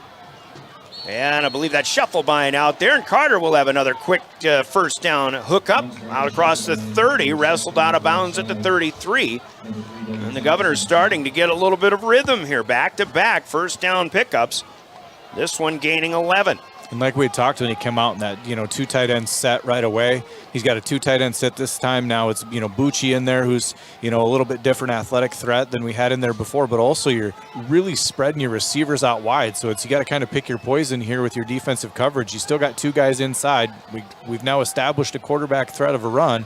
And now we keep motioning Stoser in and out of the backfield as well. Stoser is back in behind the quarterback. They'll give it to him. Stoser comes right, and Brookings figures it out this time. And Carson Stoser will be dropped for a loss of a couple back to the 31. But still, I think a formation that you're going to see the Govs run quite a bit of stuff out of just because it is so challenging to cover. Second and 12 coming up. Sometimes you just want to say, well, it worked once, let's do it again after a little while, but Brookings had more than just a short memory on that last play. Now second and 12. Toss it out the other way to Stalley. That's a quick hitter, but even though the pass is caught, there are 3 Bobcat defenders and no blockers out there with Stalley. And they'll keep him at the 31, so a gain of 0 this time. And you've seen that so far this year. Stalley's commanded a lot of attention. I know he hasn't necessarily had the offensive production that he would like to have, but it's because his talent is recognized, his speed is recognized, and they're not just leaving one guy on him because they know that they're going to get burnt. Backfield again empty. Lincoln Dilgis in as a extra receiver, middle slot right. Terwilliger by himself out wide to the far side left. Ball on the far hash mark. It's 3rd and 12. Lounsbury goes to Terwilliger, and as he's coming down to the ground, he hauls it in. A great reception here by Cooper Terwilliger, who has his first to pick up a 14, and it's a first down, Governors. And right at the sticks. I mean, he basically sat that route down, caught that, just exactly where he needed to be. And I think that's the maturity that your maturity and a sophomore don't really go hand in hand, but we're seeing it from Terwilliger. Correction, his second catch. Lounsbury 5 for 5, unofficially for 30 yards, but a couple of double-digit pickups and a couple of first downs added here on their 3rd possession of the game. 3:35 already left in the second quarter of play. To the ground, it's Stoser. We've got a flag thrown by the umpire. That's usually not good news for the offense. Stoser picks up a couple across the 45, actually only to the 46. But a holding penalty is whistled against Pierre. That'll mark him back 10. Back to the 35, second penalty against the Govs. Fast-moving first quarter, Coach. A lot of completed passes, in fact, but a lot of rushing plays. Brookings chewed a lot of time in the first quarter, and here we are, 3:26 away from halftime in a scoreless tie. I figured that this would be a very low-scoring game, and so far that's exactly what we're being treated to. Yeah, and both defenses have come out and played tremendously well, gotten stops and they needed to. I mean, really not a ton of big plays. I think, Pierce maybe had 1, maybe 2 10-yard plays. Brookings has had 2, maybe 3. But other than that, I mean, the defenses have been stout. They've definitely scouted each other's offense out well. And, I say we're still early in the season, and that's a lot of what you're going to get. You're going to get some kind of vanilla offenses, and the defenses tee off typically earlier in the year. 1st and 20 now. We're back at the 35 of the Governors. Staley's in motion right to left, to the near side. Left to right, rather. Now they want to go long in his direction, and Staley's getting dragged down, it appeared.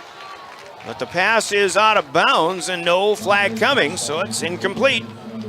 Yeah, I think he tripped just a hair earlier, and kind of the contact was initiated a little bit more. I know the Brookings staff down there was maybe looking for an offensive pass interference, but that ball was quite a bit out of bounds, and I'm just not sure you're going to get that call when it's, a trip and he wasn't meaning to necessarily tug on each other. So back to the 35 we go, 2nd down. Clock does stop. First incomplete pass for Caleb Lounsbury in 6 attempts. 3 receivers right to our side, 1 receiver far side again. Is Terwilliger. He'll bunch it up though, and Shufflebind goes in motion right to left. Different look there, but Steve Steele going to need a timeout here.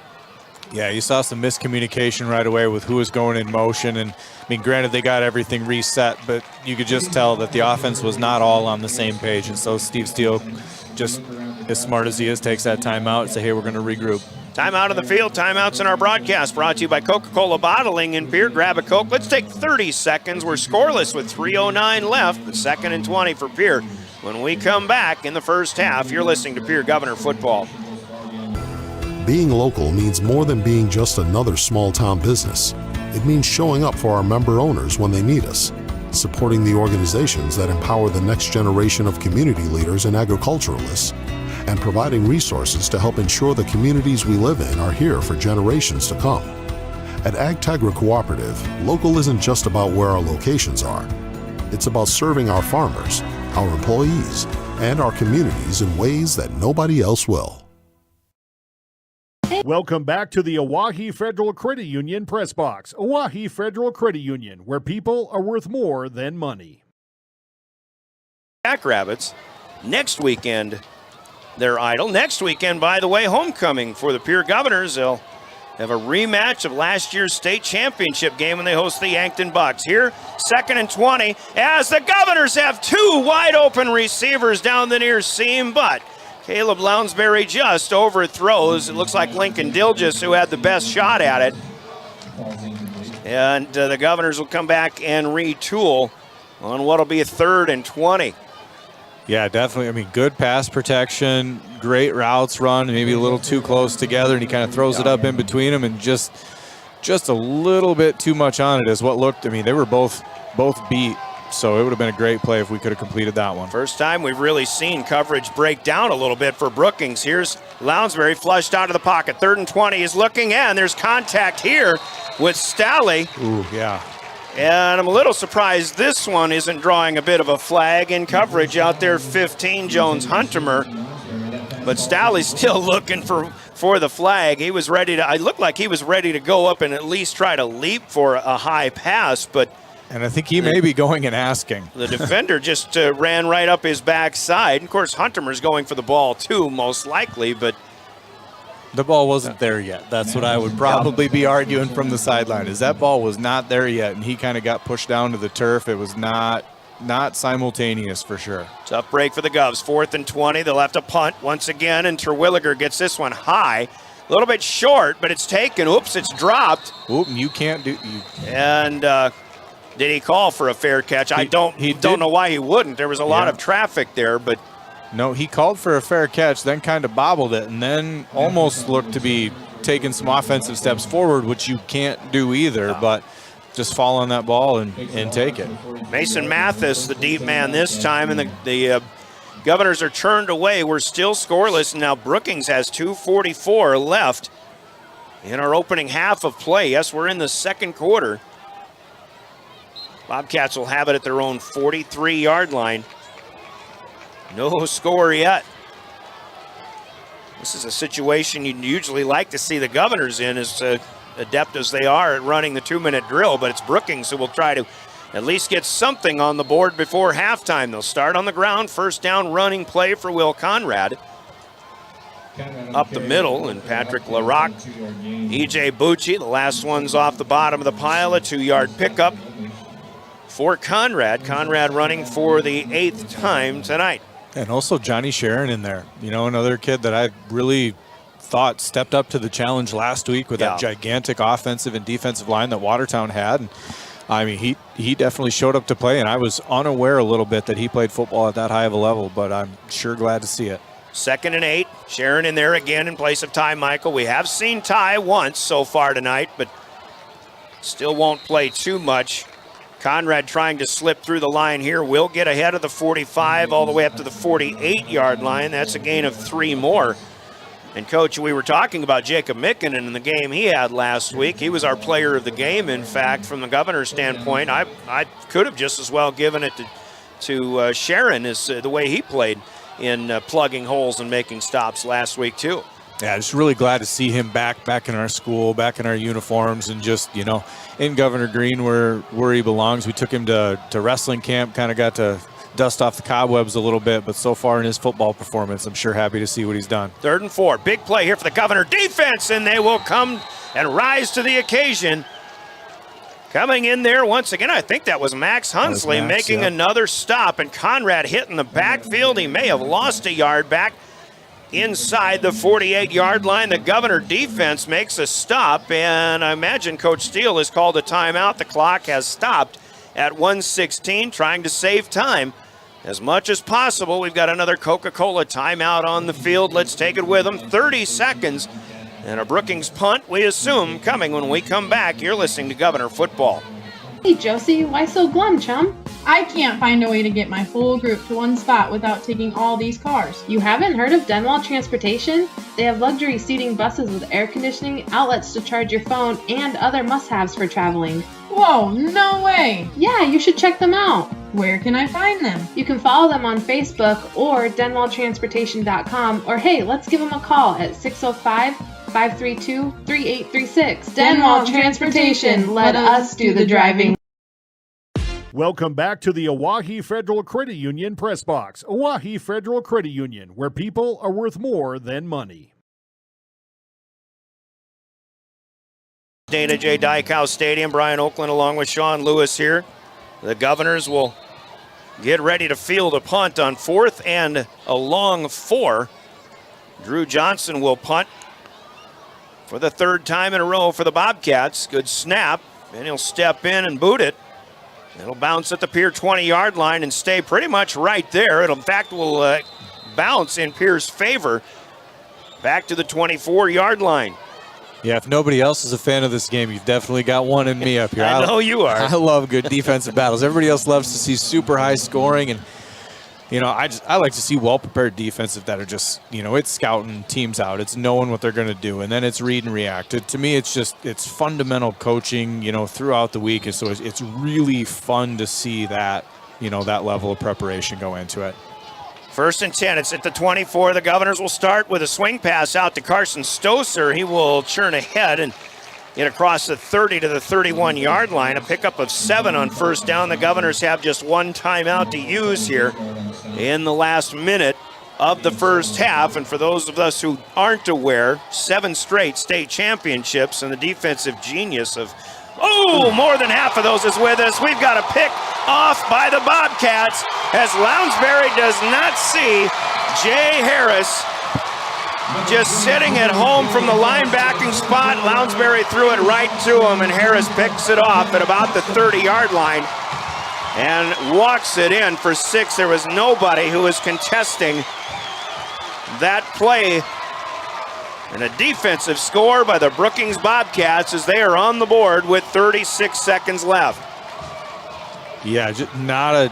I don't know if there was a miscommunication because it didn't really seem like the receiver stopped as well as to what route was supposed to be there or coming back inside. So, I mean, just super unfortunate. And that Brookings Bobcat was parked. Call that a 35-yard play or so. An interception return for 6. The Governors blocked the PAT from Drew Johnson. Cooper Terwilliger picked it up, wanted to run. You can do that in the NFL, but this is high school football, and play is dead right there. The Bobcats get a pick 6, but they settle for 6, and they strike first. They lead the Governors 6-0. Pierre will try one more time with 36 seconds left after this 30-second timeout. You're listening to Governor Football. Explore the 2023 Lincoln Navigator at Capital City Ford in Lincoln. Every time you approach your Lincoln, you'll receive a recarpet welcome. Twin turbocharged 3.5 V6 engine with auto start stop technology. You'll travel confidently with technology that meets all your needs. Now you can get the 2023 Navigator for 5.9% at 72 months. Stop in to see the full vehicle lineup at Capital City Ford in Lincoln. Capital City Ford in Pierre, South Dakota.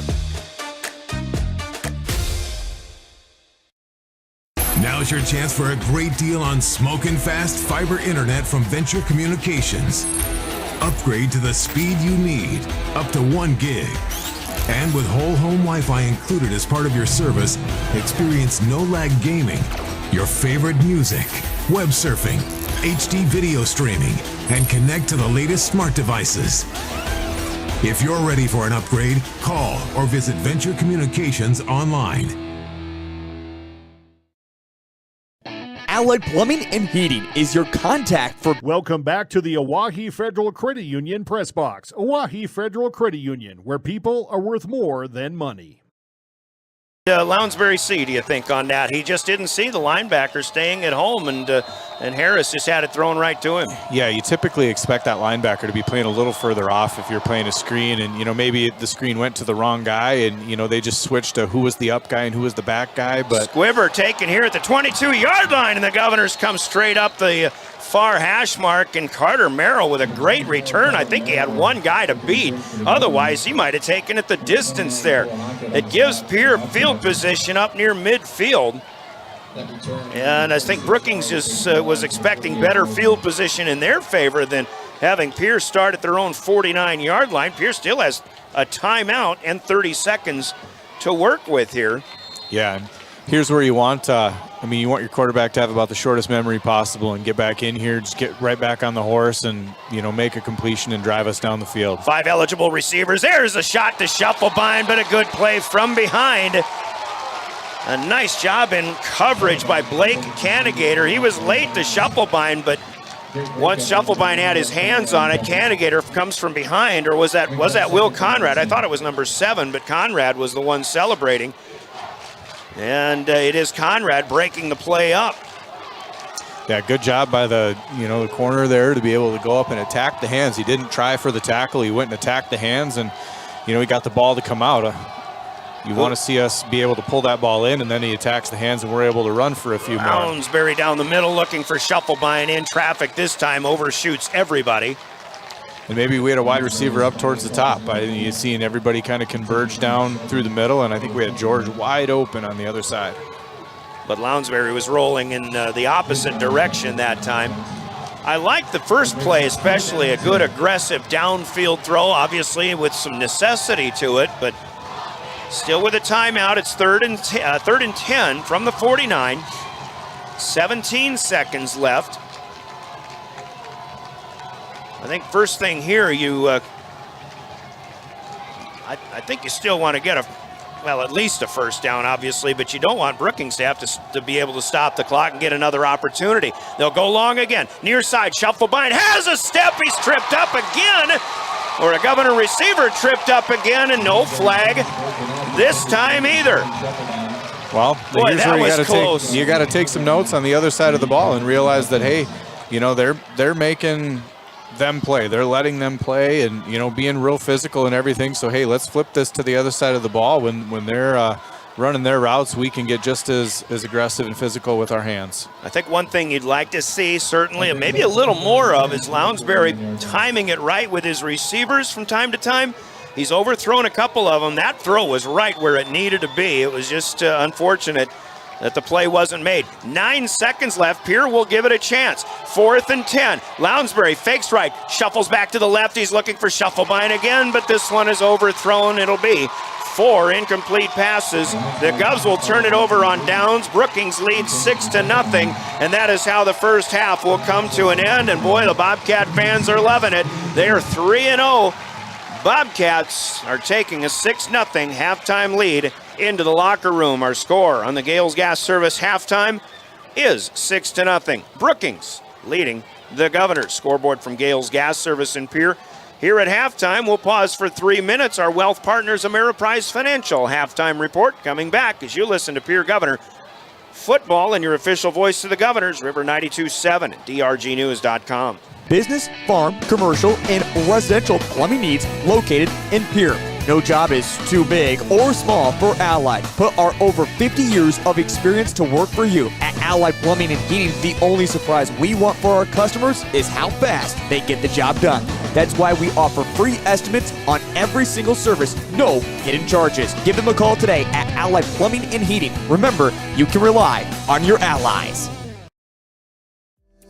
John Hoffman Electric is your neighborhood electrical service contractor and so much more. No job is too big or too small for our team of professionals. We pride ourselves on keeping up with new technologies such as Aerial, an augmented reality visual tool used to customize and experience a finished space before breaking ground. So whether you're building new or renovating a home, farm, or commercial space, let John Hoffman Electric light the way. John Hoffman is a proud sponsor of all local activities broadcast on Live Ticket TV.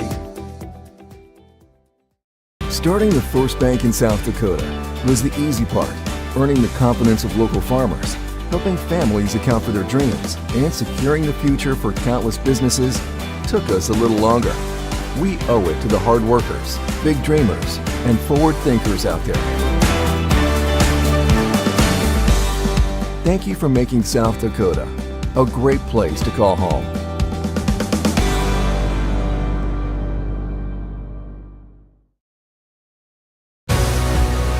Protect what matters most with the Brittany Shufflebine Agency, American Family Insurance. Our personalized insurance solutions ensure you're covered, no matter what life throws your way. From home and auto to farm, commercial, and life, we tailor policies to fit your unique needs. With our dedicated team and exceptional service, you'll have peace of mind knowing you're in good hands. Contact the Brittany Shufflebine Agency, LLC. Best of luck in today's competition to the Potter County Battlers from Black Sheep Agronomy, your local agronomy experts. Black Sheep Agronomy wants you to have a successful farm plan and is focused on products and practices that work in this region. As community members themselves, Tyler, Tice, and Austin support area students who work hard in their school and extracurricular activities. Good luck, Battlers from Black Sheep Agronomy. Call 842-6104 for all your agronomy needs. Stay in a beautiful Black Hills vacation home, the Summit on Dancing Sky near Leeds, South Dakota, in the popular Powder House Pass development. It's a modern rustic design with over 5,000 square feet, 6 bedrooms, and 5 baths for you to enjoy. You'll get gorgeous views of the Terry Peak Mountain Range. There's a community pool to enjoy, and you're close to all the attractions like Deadwood, Sturgis, Spearfish, and a whole lot more. The Summit on Dancing Sky. Visit them at DancingSky.com. With our new online loan application, you can go to our website and apply for a loan when it's most convenient for you. We make getting loan approval fast and easy. Our local lenders are available to assist you if you have any questions. We make it pain-free to get that loan you've been wanting. We're an equal housing lender. Oahe Federal Credit Union, your hometown credit union since 1955. Federally insured by NCUA. Have you thought about utilizing a John Deere Financial multi-use account? Visit with Grossenberg Implement today. It's a convenient, easy way to increase your purchasing power and get more flexible payment options, such as no interest, no payment for those that qualify. A John Deere Financial multi-use account. Money-saving finance offers to keep your cash flow flowing. For more details, go to grossenberg.com. Welcome back to the Oahe Federal Credit Union Press Box. Oahe Federal Credit Union, where people are worth more than money. Pick 6 by the Bobcats, and that's the difference right now. Yeah, I mean, you really saw that feeling out process right away. Brookings was getting some things, obviously, that we felt that they saw on film right away. So they're getting a little bit, and then, Pierre started relaxing, playing football. And, on the contrary, you saw the offense start to really gain its groove and, gear up a little bit. You could tell that we were starting to see some things, that would ultimately be there. And then we just have an untimely, turnover, interception, and turnovers we talked about at the beginning of the game. And unfortunately, it went for 6 and put the first score on the board. So here we are, 6-0. It's how it happened, starting right away. Brookings, after Pierre deferred the opening kick, started on their own 27-yard line, and they were making plays on the ground, but especially over the middle and through the air. 3 first downs picked up. In fact, Brookings gets all the way to the Governor red zone. Their opening possession went 11 plays before Pierre eventually stopped Will Conrad. He needed 3, and he got 2 after a measurement. Pierre did turn them away on downs. The Governors took over at their own 12-yard line, but only picked up a couple of yards, plus a 5-yard penalty from Brookings, but they had to punt it away from their own red zone. Brookings went 3 and out. The Governors went 3 and out on their second possession. Brookings, after a first down pickup starting the second quarter, went 3 and out from there once again, and we really continued with the theme of the night to that point. Then the Governors start at their own 9-yard line. They pick up 1 first down, and then they get another one back-to-back, and then they get another one a few plays later, and suddenly Pierre is out to the 45-yard line, but a holding penalty will push them back to the 35, and then that drive stalled right there. The Governor's best chance for a drive still on the night still did not make it past midfield. After a Brookings 3 and out, the Governors start with 1:07 left in the second quarter from their own 24-yard line. But on the second play, a pass to the left side by Caleb Lounsbury is picked off by Jay Harris, fullback on the offensive side, a linebacker on the defensive side. He runs it in from about 35 yards out. Pierre did block the kick. And with 36 seconds left, it was 6-0 Brookings. The Governors had a nice return by Carter Merrill on a squib kick out to the 49-yard line. That gives them an opportunity to do some, try to make some plays through the air. But 4 passes, not without contact from time to time, but 4 passes fell incomplete. And the Governors ran out the clock with the distance of those passes. The last 30 seconds run off, and we have a 6-0 ball game. As the Brookings marching band, as well as some pretty good guitar play going on and entertaining the crowd here at halftime. 6-0 our score. Here are the stats in this one. The Governors getting outgained. In fact, unofficially only 48 total yards for the Governors, 13 of that on the ground, and it's a non-backfield player. Normally, Carson Stoser, who has 10 yards on 2 carries, in fact, had a 12-yard play for one of the first downs that Pierre had on that one good drive. Trevor Rounds has been held to just 2 yards on 3 carries. Caleb Lounsbury picks up 1 yard on his only carry. Just 5 running plays for the Governors tonight. And again, they start throwing the ball a little bit more when they're trying to run the 2-minute drill, or the 1-minute drill, as it were, in the end of that first half. Lounsbury did start 5 of 5 for 30 yards, but then he completed only 1 of his next 9 passes, including the pick 6 that was taken away. That was the interception he threw. I've got Lounsbury at 6 of 14 for 37 yards, sacked once for a loss of 2 yards. So 35 net yards, 13 passing, that is, 13 on the ground for 48 total. Cooper Terwilliger has caught 2 passes for 15 yards. Carter Schuffelbein an 11-yarder. Carson Stoser has a 7-yarder. Lincoln Dill just 1 for 4 yards. George Stalley has been held to just 1 catch for no gain. The Governors with 2 penalties, marking 15 yards against them, and hard to imagine only 3 first downs picked up by the Governors. They only had 2 first downs against Watertown in the second half last week, so it's been tough going against some pretty good defenses for the Govs. Meanwhile, for the Bobcats, we'll start with them. In fact, I've got them at 93 total yards to the Governors' 48. Brookings with 45 on the ground. Will Conrad has 26 yards on 10 carries. Gavin Anderson, 19 yards on 6 carries. Anderson through the air is 4 out of 6 for 48 yards, has an 18-yard hookup over the middle to tight end Bergen Tetzloff, and a 28-yarder to second tight end Egan Jensen. Meanwhile, a couple of pitch passes on jet sweeps to Levante Carter that net the Bobcats just 2 yards. And that's all the passing game they have. They've had 3 penalties marked against them for 25 total yards, and Brookings only 4 first downs themselves in that first half. 3 of them came on the opening drive of the game. But right now it's a defensive touchdown that is the difference. It's 6-0 Bobcats. And meanwhile, I should mention, as we're watching a fine arts display on the field here with the Brookings Fine Arts Club, the Pierre Fine Arts Booster Club is raising money for scholarships and teachers working with fine arts. That's what they do. This includes theater, choir, band, drum circles, art classes, and the list goes on and on. Well, teachers can contact the board for the mini grant form if you need anything for their classrooms or your clubs. They've teamed up with Coca-Cola Bottling in Pierre to sell cases of soda in the parking lot at the homecoming football game next Friday night. Marching bands and pep bands have always been a huge part of football and certainly a big part of homecoming football, and this is a great way to thank them for entertaining all of us. A case of 24 cans of pop will be $15, and the Fine Arts Booster Club thanks you for supporting fine arts, and they'll see you at homecoming when the Governors take on the Yankton Bucks next week.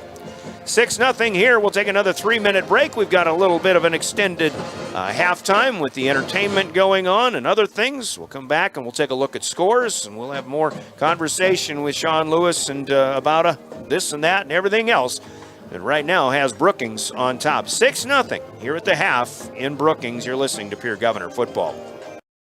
Advertising can be a struggle. Where to spend your money? Are you reaching the right audience? If you are looking for an effective method that reaches a large fan base at once, then here's your ticket with Live Ticket TV. With over 90 schools in the state of South Dakota, we can help you advertise locally with just your team or reach the region and state. Plus, a portion of all sales go directly back to the school. Get a hold of Todd Sandel today, and let's get started in building your brand with Live Ticket TV. What if we said a bank isn't a place to lock up money? It's a place to set it free. What if the point of banking wasn't to bank at all, but to put your ideas to work? What if your bank asked, what if, a little more? Well, what if we told you we do?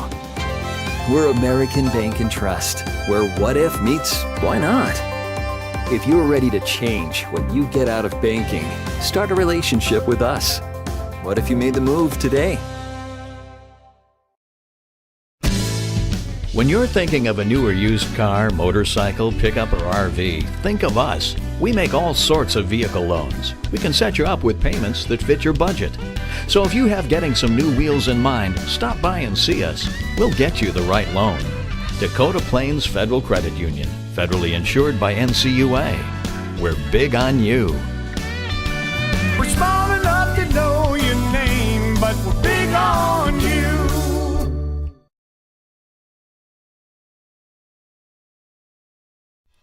When you're in the need for high-quality replacement auto parts, look no further than Zander Auto Parts and Machine Shop in Pierre. Zander's has been servicing the Pierre area for over 40 years. Their professional parts techs can get you the part you need and get you back on the road. Stop by Zander Auto Parts and Machine Shop at 500 West Sioux in Pierre or call 224-9221. Zander's, your source for domestic and foreign auto parts and accessories. The innocence of youth. Is there anything any better? But soon they'll be in high school and facing all the same challenges you faced. How to make friends, how to fit in, how to be cool. We want our children to have everything they'll need to live fulfilling and productive lives. Make sure the kids in your family are among the more than 57,000 participants here in South Dakota who take part in high school sports or activities. At Ringneck Energy, their mission is to produce renewable energy that adds value to grain and livestock production, enhances the income of their investor partners, and provide a safe, rewarding work environment. Located at 901 Redwood Avenue in Oneida, South Dakota. Call 605-945-6900 or check ringneckenergy.com. A proud supporter of local schools and wishes all students the best of luck in all their activities during the school year, creating economic opportunities in our community. Welcome back to the Oahe Federal Credit Union Press Box. Oahe Federal Credit Union, where people are worth more than money. Going on here again. A pick six for the Bobcats has them on top of the Govs, 6-0. Meanwhile, we're seeing a lot of parity in Class AA. Huron is Huron and Sturgis are just getting started. Sturgis had some vehicle trouble, we understand, on their way to Huron, so they just got started and they're in the first quarter. Aberdeen, meanwhile, is leading Spearfish at halftime, 7-6. Aberdeen 0-3. Of course, Spearfish is 3-0. Yankton playing Harrisburg out of 11 AAA. It is the number 1 Tigers out of AAA with a 21-7 lead, but it looks like Yankton's defense playing okay in that one. Watertown and Mitchell, a surprising score. The 2-1 Arrows who beat the Govs last week. Mitchell 0-3, but Watertown has a lead, but it's just 21-14. That game is at halftime. And out west, the Douglas Patriots had a 3-0 lead at one point, but T-Area is now up 58-3, and that one is halfway through the third quarter. Sean Lewis, parity is alive in Class 11 AA this year. Yeah, it's definitely, different teams, and you're seeing some products of schedules right away, whereas you see some 3-0 teams and some 0-3 teams, and now they're colliding, and you're going to get to see, we just need a few more weeks to really let, 11 AA shake out with the way that the schedule is kind of lined up this year. The one thing I'm seeing, and we saw it from Watertown last week, the excitement of the Bobcat fans here tonight, and it is certainly understandable, but I think over the last 7 years and beyond, and maybe even more, there are some teams who are just longing for the opportunity to get teams that can beat the Pierre Governors, and it is a big deal, and it was a big deal to the Watertown Arrows last week. If this score holds up and Brookings goes on, I can only imagine after suffering 2 state championship losses in recent memory to the Governors for Brookings. What a big deal it is, and that's, to me, that just makes it that much more difficult for the Governors to come out and get things done against good defensive teams like this Bobcat team we're seeing here tonight. Yeah, when you've won 7 state championships in a row, the thing you're going to get from everybody is you're going to get their best effort every single week. And so all that really does is make you elevate your game even more because you're getting somebody else's best effort. We're going to continually need your best effort each and every single week. And if we don't have it, we're going to be in dogfights. And you know what? Dogfights are not a bad thing. We've gotten absolutely spoiled over the last probably 3 years of high-flying offenses and scoring and putting games away, in the first quarter, the first half. This team's got to find its identity. They've got to find its mettle and how it's going to win. And if it's, close and ugly, guess what? An ugly win's still a win at the end of the day. And I think we definitely still have the ability to get this thing done. Yeah, an opportunity to build some character, too, if they're able to withstand a difficult first half. And they will have the ball to start the second half. We'll see what happens right off the bat. Let's check in on some other scores from around central South Dakota. Stanley County hosting Gregory in a revival of the old rivalry, 18-16. In fact, that was a first quarter score with 2 minutes left in that one. Justin Cowart has the call on that one on KGFX AM. Kimball Whitelake playing pretty well, leading Sean Lewis's Bonham Cavaliers 20-0. That one's still in the first half. Lyman playing out at Bennett County a little later on. Jones County has a lead early against New Underwood, make it 8-0. Other scores, Timberlake, surprising me, leading Harriet Selby 22-0. That game at halftime. Sully Buttes on KMLO leading Potter County 30-0. That one's still midway through the second quarter. Woolsey Wessington 22-6 on Platte Geddes at halftime. Some of these games are behind our pace, I think, because our first half moves so quickly. Phillip area out west is leading Kadoka 6-0, and let's see if there's any other ones from around the area. Faulkton area trailing at Leola Frederick 22-8 at halftime. And that's about it for regional scores here. But once again, we've got a 6-0 dogfight. And the only score on the board is a pick 6 for the Brookings Bobcats. This ends our Wealth Partners Ameriprise Financial halftime break. Before we get kickoff, we remind you are listening to the official home of the Pierre Governors. Of Highway Safety, River 92.7, KGFX FM, and K296FI Pierre. Stay alive. Don't text and drive. Kickoff coming, brought to you by Comtech Communication Electronic Services in Pierre. Drew Johnson will pooch one.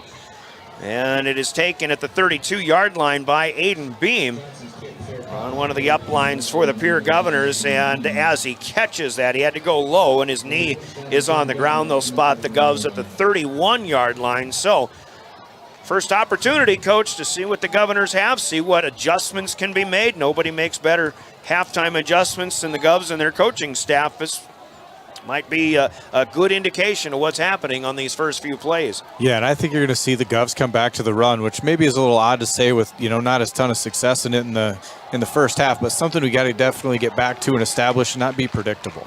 And with the help of some blockers here, a good spin move, presumably Trevor Rounds on this opening carry. In fact, it's Carter Merrill, number 24, getting his first carry of the night, and from the 31 out across the 35 to the 36.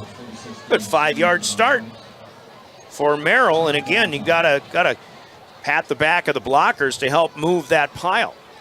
Yeah, and to think, we haven't seen Trevor Rounds for a little bit, so not sure if he got, dinged up or a little hurt. We started to see Carson Stosher a little bit in the backfield, Lounsbury run it. Now you're seeing Carter Merrill, so maybe there's just something we don't know with being this far away, that happened in the first half. 2nd and 5, Merrill still in there. It's a pitch out to the left side. Carter's got a burst of speed up across the 40 to the 45. Move those chains. This is a Governor first down and a pickup of 9. And remember, on the squib kick after the Brookings defensive touchdown, Merrill picked it up and ran it about 24, 25 yards in a pretty good setup for the Governors to midfield. So he is, so far, on 3 touches now, running the football very well.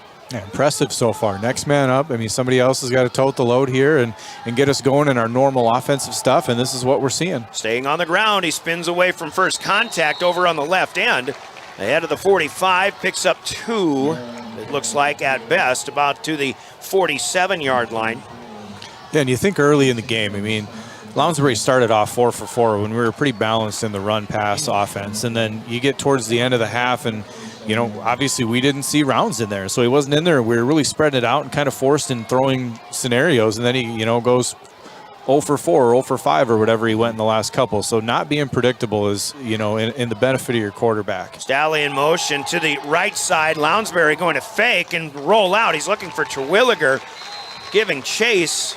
3 Bobcats. Lounsbury unloads, but it's behind Terwilliger, and it'll fall incomplete. And a few running plays to start, and we kind of figured that the Governors would use that run to set up the pass, but first attempt falls incomplete. Now it's 3rd down and 8 at the Pier 47-yard line, and the Governors, after a promising start with some ground-gaining effort, are going to have to make a play. Well, with a freeze play once again, 2, maybe 3 Bobcats will jump, and Pierre will get a 5-yard helper here. Definitely something we referenced in the first half. Steve Steele went to it right away, I think, in that first offensive series, and then just didn't get a chance to go back to the freeze because we weren't really, ahead of the sticks or, having it mounting any sort of offense to get them to keep coming aggressively. But we've had a few good run plays now. We've shown a pass and, immediately right back to it, and let's get ourselves back even with the sticks. So now to the Brookings side of the 50 at the 48. It's 3rd and 3. Lounsbury tried to freeze them again or to get them to flinch. Left side defensive end flinched, but he stayed home. Merrill still in the backfield behind Lounsbury in the pistol. Cooper Terwilliger is on the right end, and now Stalley moves in motion left to right. Shufflebine in the slot to the left. Stays on the ground with Merrill. He's through the line once again. First down inside the 45 down to the 43. Maybe even they give him the 42. Carter Merrill making plays, and they'll give him 6 here. First down, Governors. And that really looks to be a product of that freeze play again. You're getting running lanes. You're getting that defensive line not able to just, time the snap, get off, get forward, they're hesitating just a little bit, and that's all you need to create those lanes and get a nice solid run up the middle. Something you haven't seen very often. 4 running plays in 5 plays so far in this opening drive for the Governors. Now stack it to the left side. Terwilliger and company will lead the way as this is a pitch and a sweep out that direction. Far side of the field, you've got the Govs moving left to right. Govs in road white with the green pants tonight. And a 6-yard start on this sequence inside the 40 down to the 36. Well, and Coach Steve Steele's doing a great job of making me look like I know what's going on the offensive side of the football. As coming out of the half, I said, hey, we got to run it. We got to go. We got to get this established. That is exactly what they've committed to do on this first drive out of the half. Second year out of coaching, and you're still telepathic with the guy. Oh, I still miss it again. So much. Oh, and this one comes out. The ball comes out. The hit by Gabriel Stern. Inside the 35, he's hit at the 33, and Brookings just falls right into the path of that football, and the Governors will turn it over for the second time. Everything was going well for the Govs and Carter Merrill, but the fumble will be turnover number 2. And it'll be up to the Governor defense to try to pick up Carter Merrill and the offense. Still, stick with the positives in that opening drive. The defense comes out if they do their job. We'll see if the Govs can get back on it. Meanwhile, it's 1st and 10 at the 30-yard line for the Brookings Bobcats. And junior quarterback Gavin Anderson hands off to Will Conrad, who has his most running room in a while. Conrad's second carry of the night went for 12 yards. This is by far the best one since then, as he's across the 35 to the 37, picking up 7 yards. 8:40 to go. We're in the third quarter. Brookings turning away the Governors for the second time. Yeah, and I bet you they grabbed Carter Merrill and said, hey, you know what, 2 hands when we're going through the line and then bust it and use your speed with 1 later on. But I think the Govs did a lot of good stuff in that last offensive drive. Now we just need to take a deep breath here and play some defense. Cats on the near hash, high snap, but they go inside, handoff to Conrad, and Porter Hunsley will get to him and toss him down. They'll push him back from the 38 to the 37, but a gain of 1 to the 38. Conrad had initially some open space to run through, but you got to hand it to the Governors and Hunsley and company for closing off that wide openness. Yeah, great read, coming in. Bucci gets a nice little squeeze. The running back did a fantastic job of still sneaking through there, but a great read then nonetheless by Porter Hunsley to be able to come in there, and then Schaefer was right on the prowl behind him. Now 3rd and 2. Tight end right, 2 receivers far right. Anderson takes it, sticking with Conrad. He'll follow his blockers. He gets to the 40 and beyond, and that'll be a first down. We had a good look at this right out in front of us, and he does just get what he needed. 3 yards on 3rd and 2, a third down conversion. Will Conrad running 13 times. So far 3 times here and a first down in the second half. Yeah, a little bit of counter to the backside, and not a whole lot was there, so it just turned into a good old-fashioned scrum and kept his legs churning to be able to just pick up enough for that first down. I'd say that might be one of the first times we've seen really the Brookings offensive line be able to move the Governors in that type of fashion, kind of like Watertown was able to do a week ago, especially in that second half. Now Levante Carter in motion, jet sweep left to right. He's got space. No, he doesn't. Porter Hunsley runs him down again, and I think Hunsley just followed him all the way across the field. Levante Carter brought down for a gain of 1. Porter comes from the opposite side of the field on that. And here I thought that they were going to get, Brookings was going to get called for hold at the point of contact right there immediately, as, we were not able to get off that block, but obviously the hands were in there. But man, what an effort from Porter to come across the field and be able to make that play. That's a freshman with apparently a pretty good understanding on the defensive side of the football. Yeah, he's not a bad athlete. Great vision. And I could tell you about wrestling, but his track and field stuff for the last year in his middle school was also very, very impressive. Up there with the names of, let's say, Garrett Stout, who's not a bad Governor from the past. 2nd and 9, and it's a handoff to Conrad, and Jacob Mikkonen is asserting his presence yet again, pushing Conrad back. Not 1 but 2 yards to the 40-yard line, and running the football, for the most part, for Brookings tonight has become very difficult. Yeah, I mean, outside of, one or two that you've seen him hit a crease or hit a seam, the Governor defense has stood up when it's time to stand up.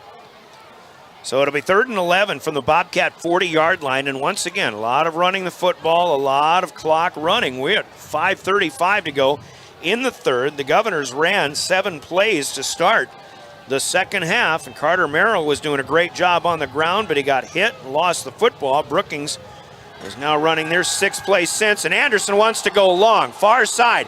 He's looking for Dougie Thomas, who is already out of bounds.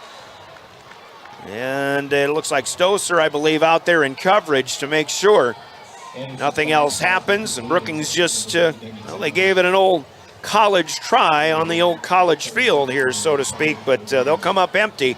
And Drew Johnson will come out and punt for the first time in the second half, and what'll be the 4th time overall tonight.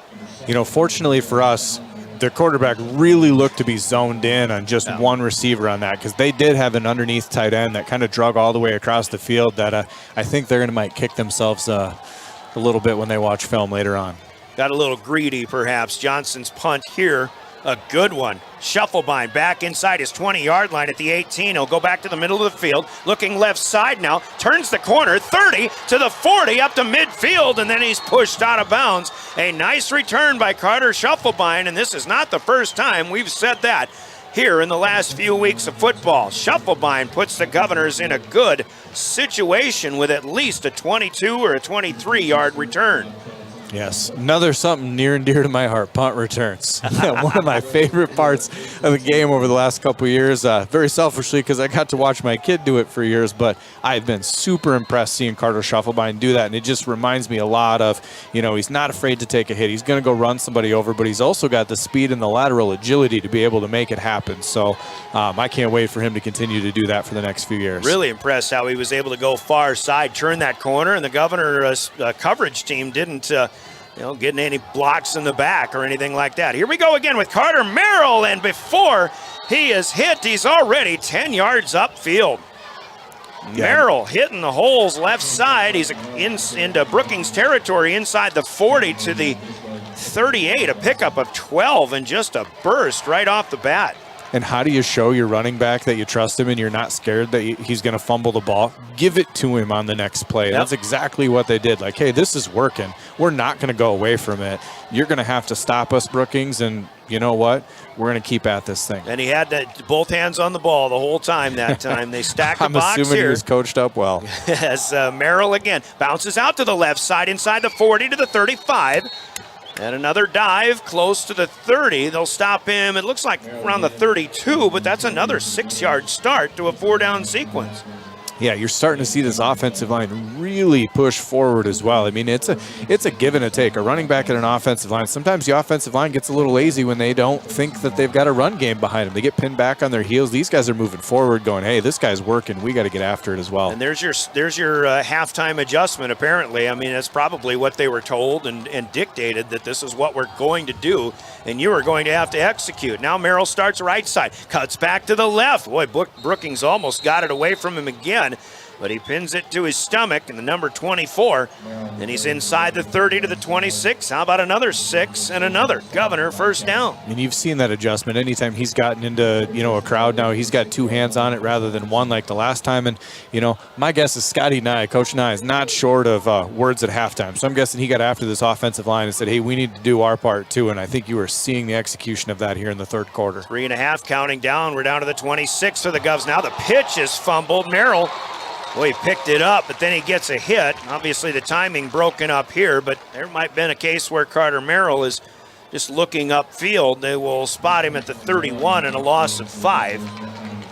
Yep, that's a tough one to reach down and try and grab it. Your athleticism tells you, hey, I can do this, and, just get down on that ball. Let's keep this. We cannot afford another turnover. So, they're going to pull him out and coach him up again, and we might throw this one or run it with Lounsbury, but either way, I'd bet Carter Merrill's still right back in there on the horse. Empty backfield. Now Carson Stoser comes back to join Caleb Lounsbury. 2nd and 15 at the 31 on the Brookings side of the field. Governors moving left to right. They'll pitch it short to Stoser. And he comes near side. Brookings converges just inside the 30 for a gain of 2 to the 29. Stoser's third carry of the night. By the way, Carter Merrill, including that last pitch, which was fumbled, which he lost 5, but still 10 carries and 50 yards so far here in the second half. 3rd and 13, though, for Pierre. Backfield empty. Lounsbury tries one clap. Brookings, no encroachment here. Clock running. 2:05 to go in the third. 6-0 Brookings. Here with their deepest penetration into Brookings territory. Now wide receiver screen far side, caught by Schuffelbein, but an open field tackle by Charlie Biscard, senior defensive back, and Schuffelbein is stopped for a pickup of only 1, and it'll be 4th down and 12 for Pierce. Certain 4-down territory. Here the Governors are going to have to really, I think they've got to go downfield a little bit more than what we've seen. 3 receivers right to our side. It's Terwilliger left. He's throwing right to the corner, and Stoser is out there, but this pass is intercepted by Will Conrad. It's overthrown. It was a 4th down play anyway. In fact, as it turns out, the Governors are going to advance on the play because Brookings is going to have a touchback. That'll put it at the Bobcat 20-yard line. Obviously, it's Brookings football now. But the Governors would have turned it over on downs as that pass was a little too long anyway. Yeah, third turnover officially, however, for the Governors. Yeah, one you'd want to see thrown a little bit shorter, kind of give your receiver a chance at that, maybe a little bit different, but I mean, you saw George Stolley actually come off on the last play. I think he was, tried to break down to make that block, and that's why the Brookings Bobcat got that open field tackle. And then you saw him come off. So I'm hoping that, we're able to get George back off the bench and in the field as he's a playmaker that we need, on either side of the ball at the moment. 1:17, Bobcats hurry to the line, and time might be a factor as the play clock is at 0, but Brady Clark gets a timeout in there instead. So with 1:17 to play, third quarter, a fast-moving game, still 6-0. It's Brookings on top. Let's pause for 60 seconds in this Coca-Cola timeout. You're listening to Governor Football.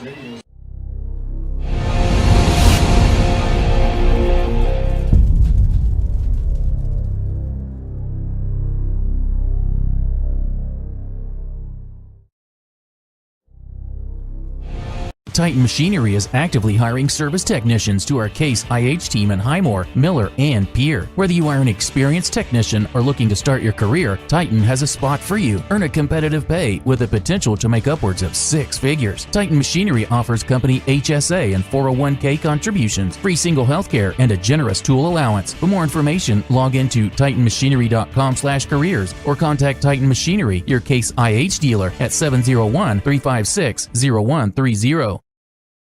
The Best Western Ramkota Hotel in Rapid City supports all South Dakota student athletes and their families. They are conveniently located off Interstate 90, close to downtown and minutes from the beautiful Black Hills. The Ramkota offers sports and family-friendly rates. Guests can relax for free in the indoor water park. They have 36,000 square feet of banquet and meeting space, and the award-winning Minerva's Restaurant and Bar is located on site. Best Western Ramkota welcomes everyone to beautiful Rapid City, South Dakota. Welcome back to the Oahe Federal Credit Union Press Box. Oahe Federal Credit Union, where people are worth more than money. Give him 5 yards on his 15th carry of the night. About 45 yards total, so just a 3-yard average. Obviously, the Governors are doing a good job defensively on Will Conrad. Brookings on 2nd and 5. 2 wideouts both sides, running from the near hash mark. They want to throw, and they're going long. They're looking for Carter, and this ball is caught. And now they throw the flag. It'll be pass interference against Kellen Hansen, but Carter has his eyes on the ball the whole way. He still catches it at the 40. He falls to the Pierce 35-yard line. A big play, and Gavin Anderson continues to deliver dimes for the Brookings Bobcats.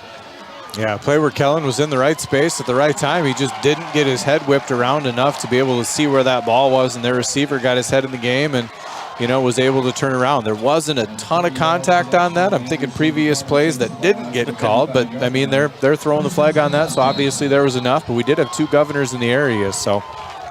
That is a 40-yard pickup. Now the Bobcats have it at the Pierre 35-yard line, 20 seconds to go, third quarter. Pierre has had 2 offensive possessions here in this third period. They've moved the ball pretty well both times, but they've turned it over both times as well. Now 1st and 10. And Brookings is going to let the clock run out here in the third quarter. So on the Gales Gas Service scoreboard, halftime score remains. It's Brookings 6. The Governors shut out for 3 quarters. Brookings still has not given up a defensive touchdown in 3 games plus 3 quarters this season. We pause for 60 seconds. Your scoreboard is brought to you by Gales Gas Service in Pierre. The Bobcats want more. When we come back in 60 seconds, you're listening to Pierre Governor Football. Your official voice of the Govs is River 92.7 and drgnews.com. Smart grocery shopping takes a little bit of Do you have a pest problem? Got bats, ants, termites? Family owned and operated, Olson's Pest Technicians have had over 50 years experience taking care of pest problems in places across South Dakota, Nebraska, and Iowa. Utilizing brilliant methods such as Centricon bait stations for termites and Vicane treatment for bed bugs. There's no pest too tough for Olson's Pest Technicians. If you have pest problems, call 800-KILL-BUGS.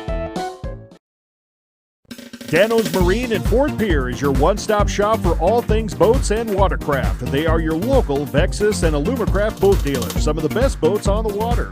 Dano's also offers a full line of services to maintain your boat out of the water so you can enjoy more time on the water. Their certified technicians proudly service Yamaha, Mercury, and Evergreen motors. Stop in today to visit about your next watercraft. Dano's Marine, proud sponsor of Pierre and Fort Pierre athletics and events. Welcome back to the Oahe Federal Credit Union Press Box. Oahe Federal Credit Union, where people are worth more than money. At 1st and 10 at the 35, a handoff to Will Conrad, but once again the Governor defense does the job and stuffs him for no gain. Brian Oakland with play-by-play, Sean Lewis at side. But the defense of Brookings continues to shine, and their offense is making just enough plays right now to really keep Brookings owning the time of possession. Gavin Anderson wants to throw, but now he'll tuck, and he'll toss late to the far side. And as he's looking for Conrad out there, there's a collision. A Governor defender got there just at the right time at the line to gain. Yeah, in the nick of time, but I think he also caught the midsection of that stick, that down marker there at the end as well. Can't see who that is. A Governor is still down just beyond the line to gain marker. Past the 25-yard line, it would most likely be a Governor defensive backfield. I think it might be Kellen Hansen, if I'm not mistaken, as we're seeing Sonnenschein in there as a safety. Sonnenschein has come on. Either way, good play by Hansen. Just unfortunately, the down marker was right there on the way through. 3rd and 10 now. Here come the Govs as Bucci flushes the quarterback out of the pocket. He stays after him. Anderson had stopped, and Bucci has an easy sack. And this time, once again, no receivers available, and the Governor defense will do the job and backing up the Cats to the 41-yard line, a loss of 6. That is actually the first quarterback sack tonight for Pierre. And Bucci's had his motor going. I mean, he's pushed that quarterback. He's flushed him out of the pocket. He's about gotten to him a couple different times. And so, his athleticism's got to prevail at some point in time, and he's just stuck with it and got that sack. Clock running, 10.5 minutes to go in regulation. 6-0 Brookings. A punt snap, slow, but it gets to Drew Johnson. It'll bounce at the 17-yard line, and Brookings on the run actually downs it there. I'm not sure how to reach up and grab that one. That one looks like it was going to gain a little bit more, but who knows? Yeah. It could have taken a rocket launch and, been in the end zone before you know it. Yeah, Charlie Biscard was against a Governor coverage guy, but it's a punt down to the 15, a gain of, a net switch of 26 yards. Pierre will have it in their own red zone, and it is go time if you're the Governors. Coach Lewis, we talked off the mic a little bit ago about the number of chances that Pierre is going to have left because the clock has run pretty much this entire game with all of the ground gains that have been going on. This is a fast-moving game, and Pierre is not going to have very many chances to control the football very much in this the rest of this game. No, I mean, the clock has run. You're right, and it's a matter of chances, like you said, that you're going to get because of how fast that this has been. You know, Brookings isn't tuned to running out the clock as we are to establishing our run game. You know, the kind of the give and the take with the trade-off of that is the more we establish our run game, the more the clock keeps going, and the less opportunities we're going to get. So eventually, you know, we're going to have to air a few out here and try to get that clock stopped, but we also don't want to be predictable because our offense has been pretty darn good running the ball. First down play was a 4-yard gain to the near side, to the sideline, but tackled in bounds was Merrill, and now on a delayed handoff, it's Merrill again up the middle of the field across the 20. Again, we started this sequence at the 15, now mark it at the 23. So it'll be 3rd down and 2, a pair of 4-yard pickups for Merrill. Watching the clock, 9:29 and counting down. Governors still trailing 6-0. 4th quarter, Stalley heads out to the right side. 3-4 defense, a high snap, and it's past Lounsbury. He'll pick it up. He'll try to run, but there's nowhere to go. And unfortunately, something that was a bit of a bugaboo a couple of weeks ago for Pierre on their own field. Here on a turf field in Brookings, we get a high snap, and that one will force the drive to come to an end. And a 3-and-out coming. This one puts Lounsbury all the way back to the 16-yard line, a loss of 7. And when you only needed 2, that one hurts if you're Pierre. 8:44. Terwilliger has been busy as a punter. Kick is taken by Dougie Thomas at the 50-yard line. He cuts inside the 40 and is getting help all the way to the 30. Still on his feet somehow, and now the Governors finally get him out of bounds on the near side at the 31-yard line. I tell you what, I mean, he was absolutely in a good ruck right there because there was players everywhere, and he just kept fighting and churning, and oof. I mean, it looked like certainly that play was over at the 35, 36-yard line, but 5 more yards as Thomas keeps right on going. You talk about the hunger of teams that play Pierre. Doesn't matter if it's Brookings or Watertown or whomever it is. Everybody has got it in for the Governors, and you can't blame them. Now at the Pierre 31 where the Bobcats will start on a short field. 8:28 left, looking to add to a 6-0 lead. As Gavin Anderson wants to throw, Brookings a little aggressive. Over the middle here, it's Carter. Ball is tipped. It was thrown a little bit behind him. Almost coming in behind was Ezra Edom, who had a chance to get a reception on the tip, but the pass for the Governor's sake is incomplete. And the clock stops to help the Pierre cause with 8:21 to play. And maybe the first time that we've seen, you know, him be a little bit off the mark, if you will. Yeah. And, you know, one that you get a tip like that and you could very well intercept it, but it could also end up in the hands of another offensive player. And so we, you know, kind of caught a break with them not being able to get the tip end still with the catch on another player. 2nd and 10. Looking to throw again, and this one is low, and it is short hopped by Dougie Thomas at the 20-yard line. Thomas thought he had it. He's pleading his case, but the sideline official and the umpire in the middle of the field are both saying, yep, short hop. Incomplete again. This is interesting, Coach, because Brookings, they've done everything they wanted to defensively, and right now they're obviously trusting their defense to allow the offense to get out here and get aggressive and try to throw the ball down the field and really kind of put a dagger in the back of the Governors. That's pretty much what they want to do, but now a couple of play stoppages with incomplete passes helping Pierre out. Now 3rd and 10. 3 receivers left. We'll get your comment here in a moment. Exactly where I was going with my comment earlier is we were running the ball, you know, not really helping ourselves out with opportunities, and here they are throwing the ball, being able to stop the time. I'm really not on par with maybe the coaching behind it, except for the fact that they're like, well, they're probably expecting us to run. We're going to throw the ball a little bit, but you're not helping yourself out any. Quarterback keeps it here. He runs to the near side. He does a good job of staying in bounds as Anderson picks up good yardage. He gets a 7-yard gain. It'll go to the 24. We'll see what Brookings does on 4th and 3. It's a little long, I imagine, for Drew Johnson to try a field goal, which would be about 41 yards. A field goal would be nice if you're Brookings, in that it would put you up by 2 scores. But here with 7:30 to go, it's 4th and 3. Biggest play of the game for the Governor defense. Carter's in motion. They'll pitch it to him as he crosses. He is hit, not once, but twice, and he does not make it. This is another stop by the Govs. Babcock, I think, gets in there and gets the second hit. I think Hunsley got in there right away, and then Babcock comes in and cleans that up. I mean, that's the second time that the Pierre defense has stood really tall on this side of the field going into the end zone on 4th down. So, I mean, we've lost a few turnovers, but I tell you what, some bright spots has been our 4th down defense so far. So hopefully now we can go ahead and turn this into some offensive prowess. So now the Governors have it at the 23-yard line, 7:19 to play. Plenty of time. But Pierre and their ability to make plays has been mostly relegated to the ground here in the second half. And now you don't wonder, I mean, if, Brookings, if they're just abandonment of their run and, kind of game management might come back to haunt them here a little bit.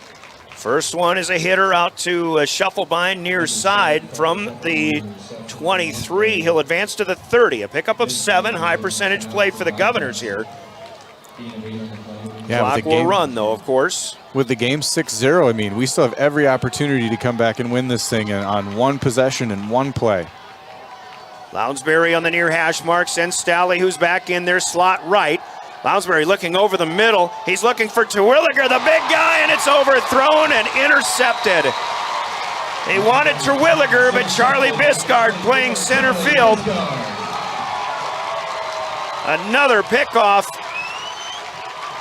of Caleb Lounsbury, his 3rd of the night. And really the place you don't want to miss when they're playing deep cover 4 is long and over the middle. Short, you're fine. Your receiver's got a chance to come back after it. I've seen the underneath stuff. I mean, Brookings has absolutely given us the underneath stuff, but just refusing to, relinquish that umbrella. And we just haven't had enough time to pop the top and go over it with it yet. So, just a little bit better decisions on taking what we have underneath. Will Conrad from the 41 of the Bobcats, first down run. He'll cross the 45 up the far hash mark, dive ahead to the 47, a pickup of 6. Personally, I was thinking I like the decision, looking for the guy, your tallest receiver, maybe your best hands receiver even, over the middle. But like you said, he just overthrew him. Just turned out to be exactly what you didn't want, because there's always going to be a center fielder out there. Yeah, I mean, Brookings is doing a really good job defensively of dropping guys and just making sure that the plays and everything are staying in front of them. That's where you probably want to take that underneath shot. Or again, you want to go to Coop on that one, but you just need it a little bit shorter. 6 minutes. We're halfway home in the 4th quarter. Still 6-0 Brookings, as they bleed the clock a little bit. Anderson keeps it himself. Governors had somebody run right by here. Anderson goes to the sideline, and he goes to a knee before running out of bounds. Smart play. The clock stops to move the chains, but Anderson will have it to the Pierre 46-yard line and a pickup of 7. Yeah, Lincoln Schoenhardt in on that blitz, and it's kind of the first time we've seen one of those blitzes just miss. Came in there with a head of steam. If he would have hit him and made good contact, he'd have probably tackled that for a big loss, but just not being able to break yourself down, allowed their quarterback to sneak outside. So to the Pierre 46 it is, first down, and that clock will continue to run. And Brookings, if they manage it properly, will run the clock on the play clock down. They've got a good view of it here, of course, on the big stadium field scoreboard. And the ball's on the ground. The snap came out low. It hits Anderson in the shins, and then it goes back. I think it bounced off of a foot of an offensive lineman, and Will Conrad, the running back, sees it all materialize, and he falls on the football and saves the possession. And it looks like Brookings will take a timeout here. Actually, we have a helmet that came off, and Bobcats need to get somebody off the field there. You have an official's timeout real quick to let him be able to get off the field, and then Brookings get their substitutions in. And so I don't know if that was a little handsy or just wasn't tightening that helmet. But I saw somehow that helmet came off further on the far side of the field between the hash marks and the numbers. It was an offensive lineman who came out. But Brookings has it at 2nd and 12. They do lose 2 on that play. Now the clock running again, under 4:30 to go. Here in regulation, 6-0. Boy, the Governor defense could sure use a takeaway here. Back to Conrad. One hand on the ball. He's zigging and zagging. Governor defense will get to him. They'll force him back about 5 yards, but he still will get forward progress inside the 43. It looks like they'll give him the 42. It's a pickup of 6, but it'll still be 3rd and 6. 19 touches for Will Conrad offensively from the backfield tonight. I was a bit excited when I saw that ball kind of scoot out there on the play before. Brookings has done a fantastic job of ball security and keeping everything and limiting turnovers, and that was about the opportunity that I thought we were going to get. But, the ball bounces the other way, and they were able to just dive down on top of it. 3rd and 6 here. Governor defense will line up accordingly. In the pistol all night long, Gavin Anderson, Will Conrad in the backfield. They'll stay with him. It's 3rd and 6 as he bounces it out. There's Hunsley, and Porter Hunsley makes the stop. We'll see if the Governors use a timeout here on 4th down, as this play will make it to the 41. It's a gain of only 1. And, they will punt. Do you use a timeout here? You got 3 minutes left. I think Steele wants to save his timeouts for when he's on offense. Not necessarily take them right now. We still got 3 in the bag, and just kind of wait and see exactly what happens right here, because ultimately you take one here, we return a punt, and use maybe a wasted timeout. Drew Johnson, his 5th punt of the night coming. Pierre's going to bring the house, and a little bit late there is Stoser. A short punt, though, as it was rushed because of that, and this is taking a Pierre bounce from the 22 back to about the 28-yard line. So the Governors will limit Johnson to just a 13-yard punt. He saw Carson Stoser coming in from the corner of his eye. But can the Governors get it done with only 2:31 left? 72 yards to go. They'll start at their own 28-yard line. 6-0 Brookings. That was the halftime score, the only score of the night. A pick 6 by Jay Harris, a Brookings linebacker from about 35 yards out late in the 2nd quarter. Middle of the field, trips to the left. Staley's the innermost.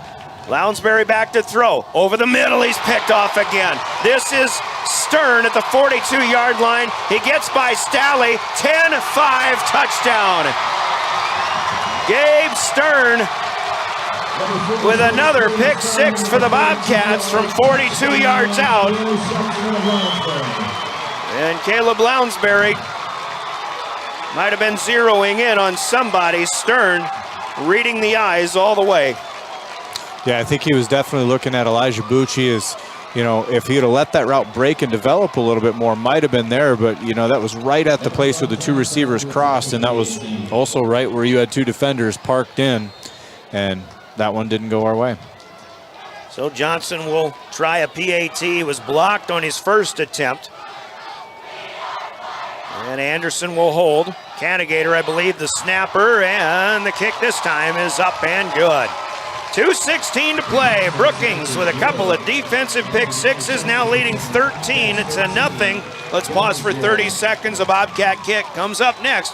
This is Governor football.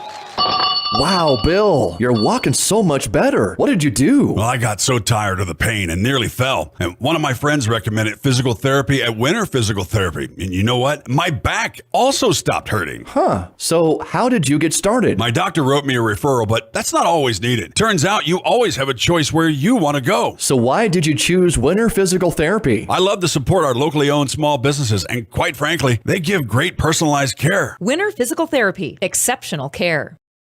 That moment when you realize your furnace is stone cold busted. We're talking a real put on every sweater you own, I can't feel my feet, penguin predicament. But fear not, there's an expert for that. Let your local heating experts at Pites Service Experts keep you warm with $50 off any furnace repair. Like it toasty? There's an expert for that. Call Pites Service Experts at 866-EXPERTS. See website for license details. Welcome back to the Oahe Federal Credit Union Press Box. Oahe Federal Credit Union, where people are worth more than money. like to know how long it's been, actually. Johnson set to kick off. Mr. Oakland didn't want my answer because it was, I'm not sure. I don't know. I typically, it would have been obviously when I was still coaching, but I just don't remember because I always tried to have that short of a memory, is, kind of a 1-0 mentality, and you just forget the week before. Left to right, Johnson will kick it short here, and a fair catch is called for and taken by Aiden Beam. Here on the near side at the 24-yard line, so that's where the Governors will start up again. Governors are well known for a quick strike offense. That may not be the MO here this year, but it doesn't mean it couldn't happen. As Lounsbury can still throw the football as well as anybody, but he has thrown 3 picks in his last 4 pass attempts. He will come out in an empty backfield. E.J. Bucci will stay as the tight end to the left. Stalley goes right. Now 2 receivers both sides. Terwilliger is the widest on the right side. Shufflebein wide left. He'll go that way. Shufflebein catches at the 30, and an illegal formation is coming. A flag is thrown as the Governors on both sides look like they really weren't sure who was supposed to be up on the line and who was supposed to be sagging back. Yeah, I think E.J. Bucci had moved and then came back and reset on the line, and he was covered up by another receiver out there and then went downfield as well. So I think that's probably what we're going to, yep, there's your illegal man downfield. That'll negate an 8-yard pickup for Shufflebein, who had it in his mind to get out of bounds as quickly as possible. Oh, an eligible downfield. Yeah. It's because he got covered up and then, was not eligible to be able to continue downfield. That'll back the Govs up to the 19-yard line. Only their 3rd penalty of the night. We haven't had very many penalties. In fact, that's the first penalty for Pierre in the second half. Brookings with only 1 in the second half. 2:11 to go, 13-0 Bobcats. Lounsbury tossing out for Stalley, and Will Conrad was the closest to this one. But that overthrows everybody. It'll be 2nd and 15. Yeah, down by 2 scores here. You really got to sort of lean on your offensive identity, figure out exactly what is it that we're good at. And the unfortunate part is I think we were really good at the run game there in the 3rd quarter, and that's not necessarily going to be your friend here when you're approaching the 2-minute mark. And not on 2nd and 15 either. 2:05, here comes the next one out of the gun, and Lounsbury trying to lead Stalley, who had the underneath route, and if he catches that one, he at least has a chance to get to the far side, turn the corner, then maybe get out of bounds. He was pretty much in all by himself in the middle of the field. Yeah, good route, good decision. As you can see, just look at how high the umbrella in the secondary here. Brookings is really keeping everything in front of him. So, of course, that drag route across to Stalley is going to be open. We just got to put it on him and let him make a move. 3rd and 15 now. This pass is completed up close to the 30. Stern is there to push Stalley back from there. This will pick up about 9 to the 29-yard line. But it's going to be 4th down now with about 5, maybe 6 to go. It'll be 4th and 5, we'll call it. 10-yard pickup. Stalley's 2nd catch of the night. Pierre just going with the flow, and this one almost picked off, but it's incomplete. Looking for Stoser on the near side. Carson still would not have made the line to gain. And with 1:31 left, Brookings has it and can pretty much run the clock out unless Pierre still uses their timeouts. But it looks like Brookings is going to pitch yet another shutout. The competition for the Bobcats has gotten better over the course of their first half of the season, but they are still putting some kind of season together. And keep in mind, this is a team that won, I can't remember if it was 1 or 2 games last year, did not make the postseason. What a turnaround it's been so far for the Bobcats. 1st and 10 from the 29. Will Conrad will keep running the football now. Governors giving chase. They'll get to him inside the 25 to the 24.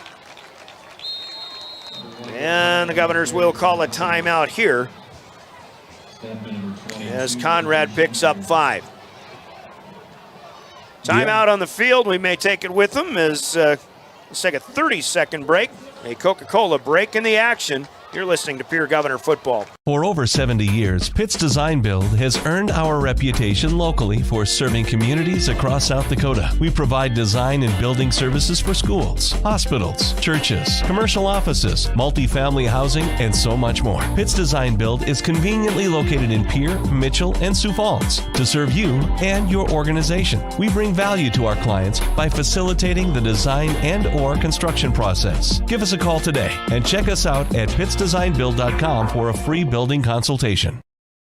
The Corner Station Convenience Store and the Crossing Pub are both conveniently located on Pleasant Drive in Pierre, South Dakota. At the Corner Station, grab your favorite hot and cold beverages and snacks while filling your vehicle up with Cenex brand gasoline. The Corner Station also features a super tunnel car wash to keep your vehicle sparkling clean. At the Crossing, grab a cold beverage and check out their selection of appetizers while watching the Stanley County Buffaloes and Pierre Governors live on their big screen televisions. Best of luck to all area students from the Corner Station and the Crossing. Welcome back to the Oahe Federal Credit Union Press Box. Oahe Federal Credit Union, where people are worth more than money.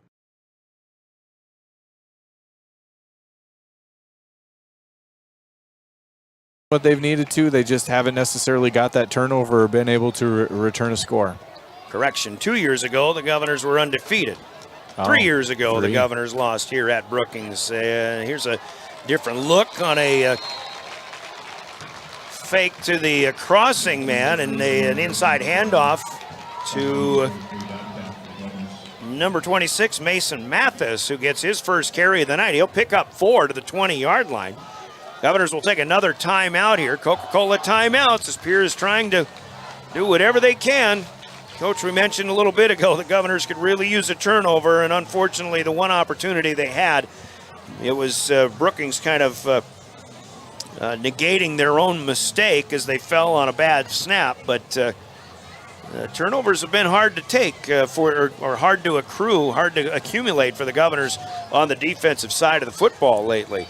Yeah, and it's one of those things you can coach up, knock the ball, go get the ball, get the interception, and sometimes it just doesn't happen. Some years are, more challenging than others, but ultimately that's a stat that you want, as a coach to be prideful of, is you want to be able to win that turnover, not just in each game, but, throughout the year. And it's just something that they've, got to work on. You got to try to create your own opportunities. It comes with effort, and I think on the defensive side of the ball, we've seen that effort. It's there. It just hasn't went our way so far.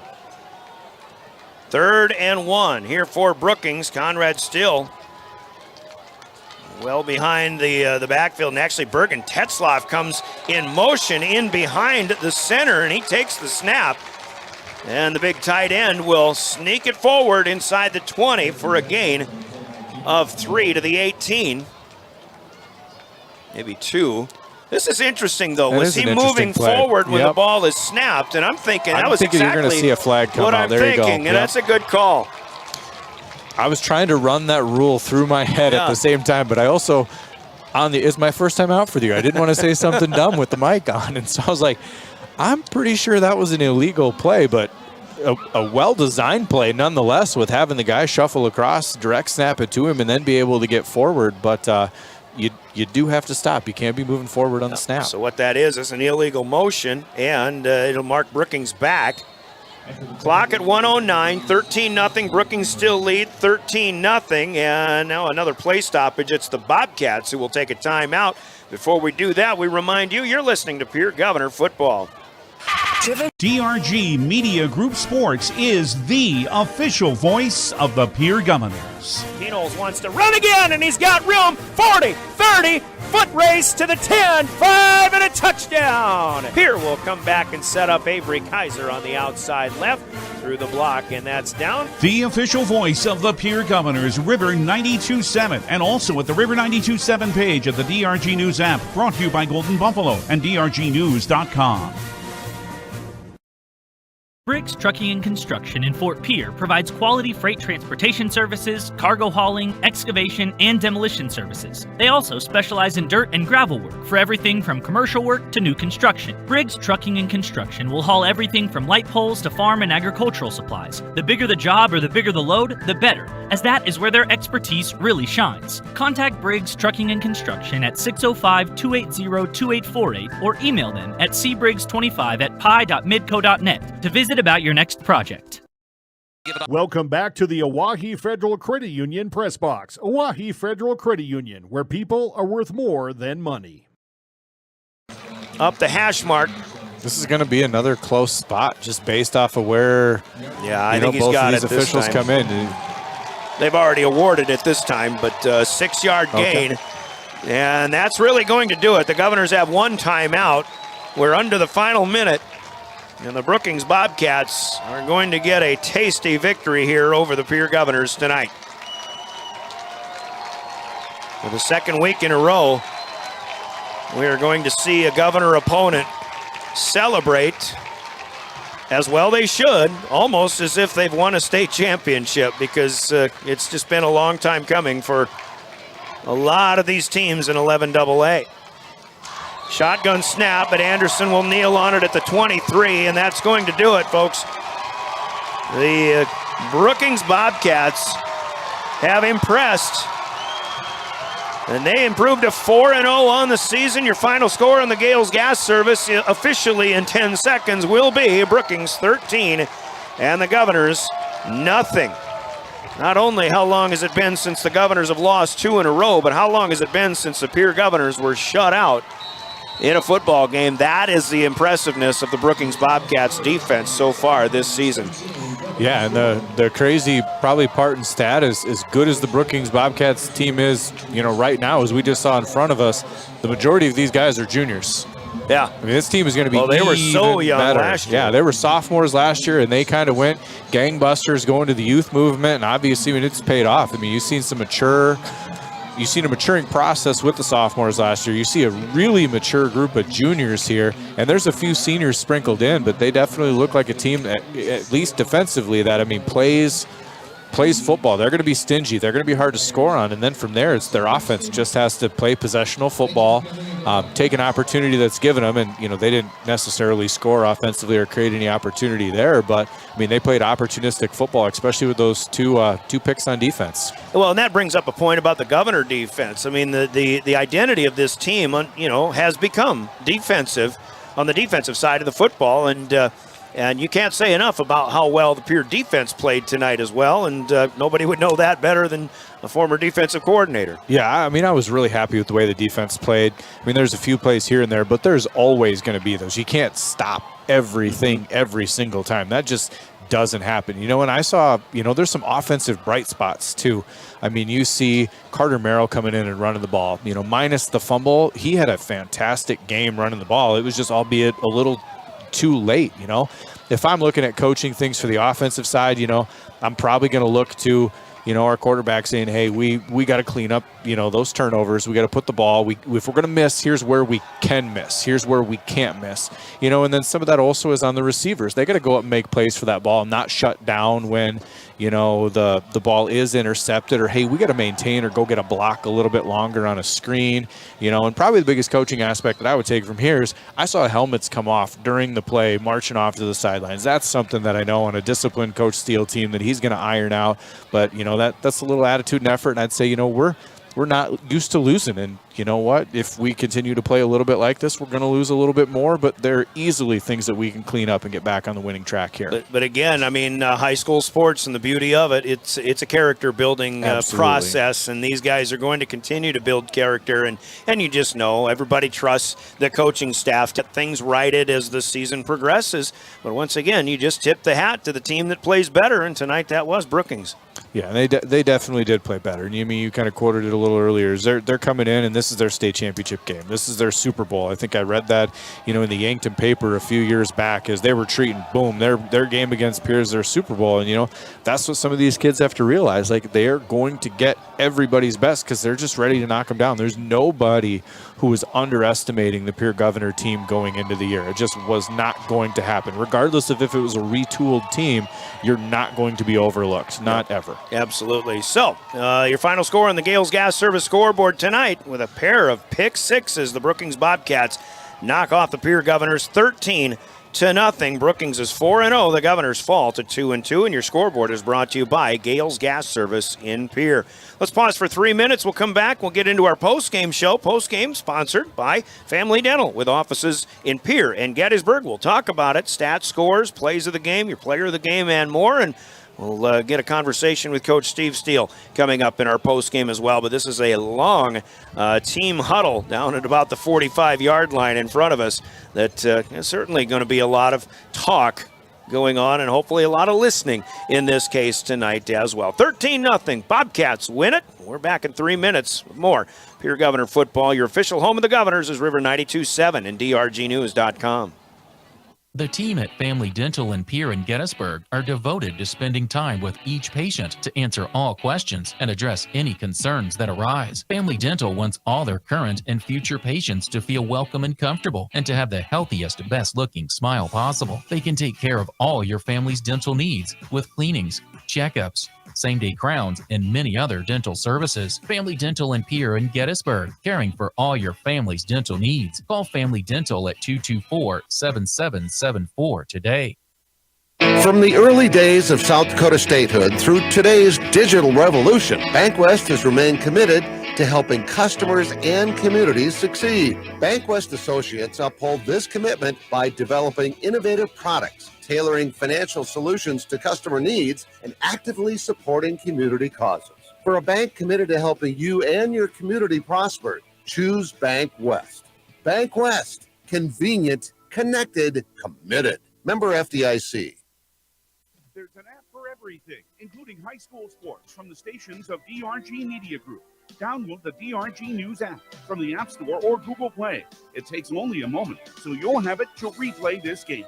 See live and archive video of all games. And when you select your favorite station during the live stream, the video will immediately pop up. See Central South Dakota High School sports on your phone or mobile device with the DRG News app. Download it now from the App Store or Google Play. Century Business Products is a proud supporter of South Dakota High School athletics and proud to provide the most reliable Kyocera copiers and printers to schools and businesses in the area, all backed by their 5-time nationally awarded Kyocera servicing team. Are you looking to control color costs? Looking to reduce printers? Are you looking for more efficient ways to scan documents? Or maybe you'd like to become more paperless? Look no further than Century Business Products. Call 800-529-1950 and see how they're powering business technology. Do you dream of a custom home built within your budget and done on time? Kruger Contracting can make that dream a reality. They're a trusted home builder since 2003, and they're going to be upfront and open about cost and transparent about where your money is going when it comes to your new home. Their skilled crew will manage construction of your new home from start to finish. They're located in Pierre and can build your home in Pierre, Fort Pierre, or the surrounding area. Call 605-222-2523. Visit KrugerContracting.com or find Kruger Contracting on Facebook.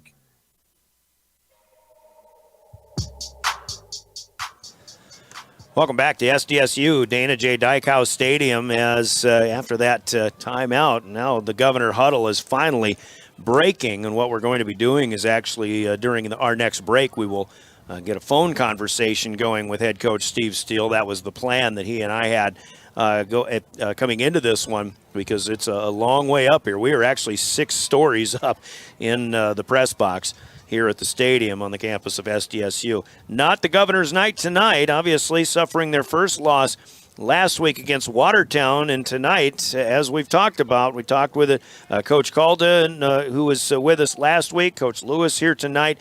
Everybody realizes it. Everybody's going to give the Governors their best effort when they play the Pierre Governors, and tonight that was Brookings, and I can't say enough good things about the Brookings Bobcat defense and what they've done. They shut out Sturgis in the first week of the season. Sturgis was 6-3 a year ago in the regular season. They shut that Scooper team out, and you kind of thought, well, maybe Sturgis lost a bunch of people, and that Brookings team that only won 1 or 2 games last year shows up with some great defense. That was a 31-0 score. Then the next week they score 34 against Mitchell to 0. And then last week it took them a while, but they finally get an 8-7 win over Aberdeen Central.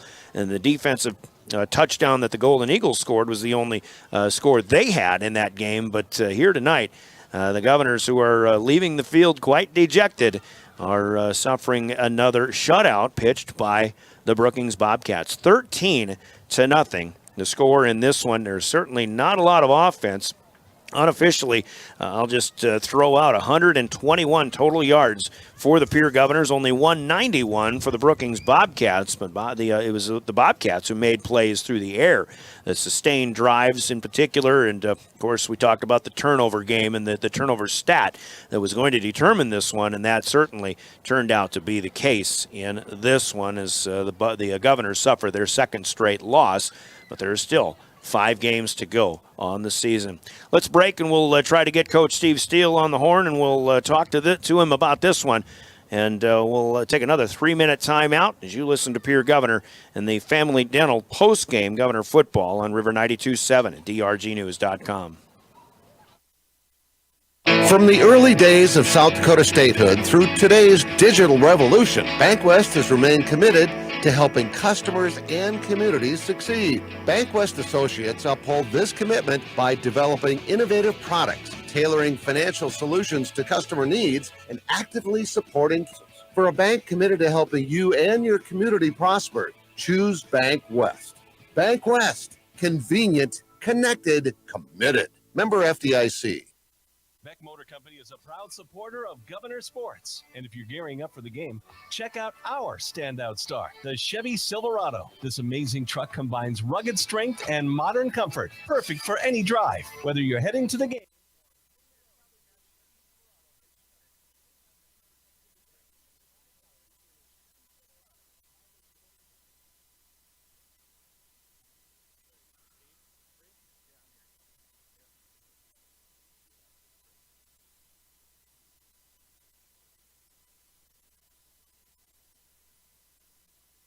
Your asphalt shingle, metal roofing, and flat roof needs. New construction, plus all types of roof repairs. They can handle the finishing touches, adding fascia, soffit, and gutters too. No job is too big or too small. For a free estimate, call Dakota Storm Roofing at 280-9794. Go to dakotastормroofing.com or find them on Facebook or Instagram. Superior Concrete is proud to sponsor the Governors this season, and just as proud to offer the finest concrete solutions available for commercial and residential applications, as well as foundation and flat work. The bottom line, if you need anything done with concrete, we can do it. Superior Concrete. Give us a call today for an estimate or more information. That's Superior Concrete. Find us on Facebook or call the office at 605-494-0102. That's 494-0102. Call today. Do you love watching high school sports but find yourself wanting to be more involved? Live Ticket TV has the solution for you. They're looking for production managers to assist for this school year. Duties include the management of equipment as well as a basic technological understanding. But don't stress, paid training will be provided. Part-time wages starting at $20 an hour. Call 833-605-LIVE, extension 3. That's 833-605-5483, extension 3, and punch your ticket to joining one of the fastest growing companies in South Dakota. Chances are you're overlooking a big energy thief in your home or commercial building. The garage doors. But Overhead Door Company of Pierre can help stop that energy waste with a full range of insulated, weather-tight garage doors. Their residential garage doors can give you insulated performance at an uninsulated price. And their Thermocore insulated steel doors give commercial buildings the energy efficiency they demand today. Find out more. Call Overhead Door Company of Pierre at 1-800-649-9905 and put a stop. Back in Brookings, once again, 13-0, the final score. And from down on the floor, from way up high, we have a phone conversation to talk to Coach Steve Steele about this one. And, Coach, life lessons are learned by high school sports. And last week was pretty much proof it wasn't going to be easy. Tonight, boy, you look at this Brookings Bobcats schedule, and you see a bunch of zeros and no defensive touchdowns given up. And really you thought that was going to come to an end. There was a pretty good chance of that. But, my goodness, this Brookings Bobcat team is for real, apparently. Yeah, their defense is fantastic. They really flew around, and we just couldn't get out of our own way. Ultimately that's what it came down to. When you get a defense like this, you can't afford to have a bad play on a drive. And on the drives we moved the ball, we had a bad play that kind of got us behind the sticks, and we weren't able to recover. And then we had 5 turnovers. So a lot of credit to them. They're a great defense, and just a tough game on offense for us. Well, they're not the only team with a great defense. I mean, the Pierre Governors are a pretty doggone good defensive team as well. And we just kind of thought, Coach Sean Lewis and I up here, we were talking about the team that wins the turnover battle was going to win this game. And unfortunately, that team was Brookings. Yeah, our defense is outstanding. They pushed a shutout tonight and lost. It's a tough feeling that, I feel really bad for our defense and for our team that, that they have to experience that. To essentially play a pretty near perfect game and, and obviously come up with a loss is a tough thing for them. But, that's a lot of confidence to be had in our defense and the way they played today. And, they kept us in it all the way through and gave us an opportunity and after opportunity, and we just weren't able to cash in on the other side of the ball. Well, and right from the get-go, when Brookings is on that nice, impressive drive to start the game, but you stand them up in the red zone, and, obviously the defense didn't break, but they really didn't bend very much other than some impressive pass plays a few times here and there over the course of the season. So, stay the course as far as the defense goes, but as far as the offense is concerned, it's just, I guess, becoming a little bit more about ball control and sustaining drives now. I thought our first 2 games we were turnover free, and we felt that was a big reason. Obviously, we got to win in Aberdeen was the fact that we won the turnover battle that game. And, these last 2 games, we obviously dramatically lost the turnover battle. So, it's becoming something that's very apparent. We've got to clean that up, and we've got to find ways to make sure that we're getting out of our defense's way. I think our defense has shown that they're very capable of, taking the load and keeping us in the game no matter what and no matter who. So, we've just got to make sure our offense is, being able to supplement that and find ways to get points when we can. You start the second half, and you obviously made second half adjustments. You saw something or thought about something that might work a little bit differently, and you found a running game with Carter Merrill. And unfortunately, a fumble or a couple of mishaps aside, but the way that you got a little bit of a running identity there really showed a lot of promise, I thought, and that was the way that you could sustain drives going forward. Yeah, and I think the running game was fantastic in the second half there. Trevor kind of had a little bit of a hammy, and we went with Carter in the second half, and he did a great job. I said that we ended up with 1 fumble and then kind of a drop or miscommunication on the toss play that kind of killed the other drive. But, that obviously gave us opportunities, and we just needed 1 perfect drive that we didn't have today. All right, Coach. Won't keep you too long. Let's just look ahead to the Yankton Bucks homecoming night. And, there's always distractions on homecoming week, but the rematch of the state championship, and we're finding now 2 opponents in a row are giving their best to the Pierre Governors. And, it's huge wins for anybody that is beating the Governors, and you'd like to to prevent the Bobcat or the Bucks rather from being that next team up for sure. Yeah, and, we'll have to get back to the drawing board, and it'll be a very different game. They're a very different team than Brookings and Watertown. So, every matchup is a little bit different, and we'll have to get back and just see what we can come up with, give them everything we can. Yeah, and that's going to be a battle-tested team. They're actually playing Harrisburg fairly tough tonight, at least in the first half. So, teams, we're seeing a lot of parity in Double-A, so it doesn't really matter who you're playing from here on out. It's 120% no matter when you're taking the field the rest of this season. Yeah, there won't be any easy ones, and we've just got to hope that we can continue to improve and ultimately find a way to win these close games when we get to the end of the year. All right, Coach. Hey, appreciate your time and for doing things a little unorthodox, but we'll wish you the best. I actually won't see you the next couple of weeks, but wish you the best, and we'll see you out in Sturgis in a few weeks down the road. Sounds good. Thanks, Brian. Coach Steve Steele, the Governor head coach. Govs fall 13-0 6-0 tonight. We're in the Family Dental post game. Let's give you the stats in this one. Once again, the recap is basically a lot of punting, as we mentioned in the first half. Brookings had 3 first downs in their opening drive of the game, but both teams punted 4 times in a row after that. The Governors' best drive in the first half started with 7:16 left in the second quarter from their own 9-yard line. It was a Carson Stoser run of 12 yards, in fact, that got them going, and then a hitch pass to Carter Shufflebein, moving the chains. Another pass play gets the Governors up to the 45-yard line, but a holding penalty kind of stopped that and forced the Governors to throw in longer distance situations. But the Governors' last opportunity from their own 24-yard line, essentially, second play of the game. And I think we can just say right away the play of the game, well, there were 2 of them, 2 pick sixes on the defensive side for the Brookings Bobcats, but Jay Harris picks off Caleb Lounsbury at about the 35-yard line and takes it to the house. Even though the Governors blocked the kick, they trailed 6-0. Pierre went 4 and out on 4 incomplete passes on the ensuing kickoff to run out the clock, as it turns out. And they went into halftime trailing 6-0, but they did have the ball to start the second half. And as we talked with the coach about, suddenly here comes Carter Merrill, who's running the football and running it very well. Had 5 carries right off the bat for 28 yards, and then picks up 12 on another play. A couple plays later, he had 58 yards in this game on 12 carries, but there was the fumble on the 7th carry of or the 7th play of that drive that had Pierre with their deepest penetration to that point down to the Brookings 33-yard line.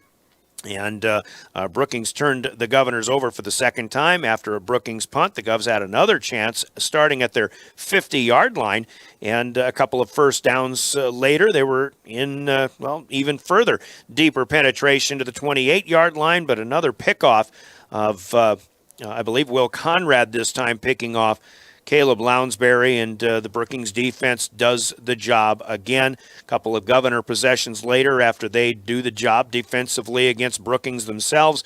Into the fourth quarter, 7-19. Second play into a drive from their own 23. Charlie Biscard picks off Lounsbury. The Governors force a punt. But then one final time from their own 28, first play of the drive with 2:31 left, and the Governors still trailing 6-0. But they had 72 yards to cover to try to get something on the board late in this game. But on the first play, Gabriel Stern cuts in front of a Lounsbury pass, and he returned it 42 yards for pick 6, number 2.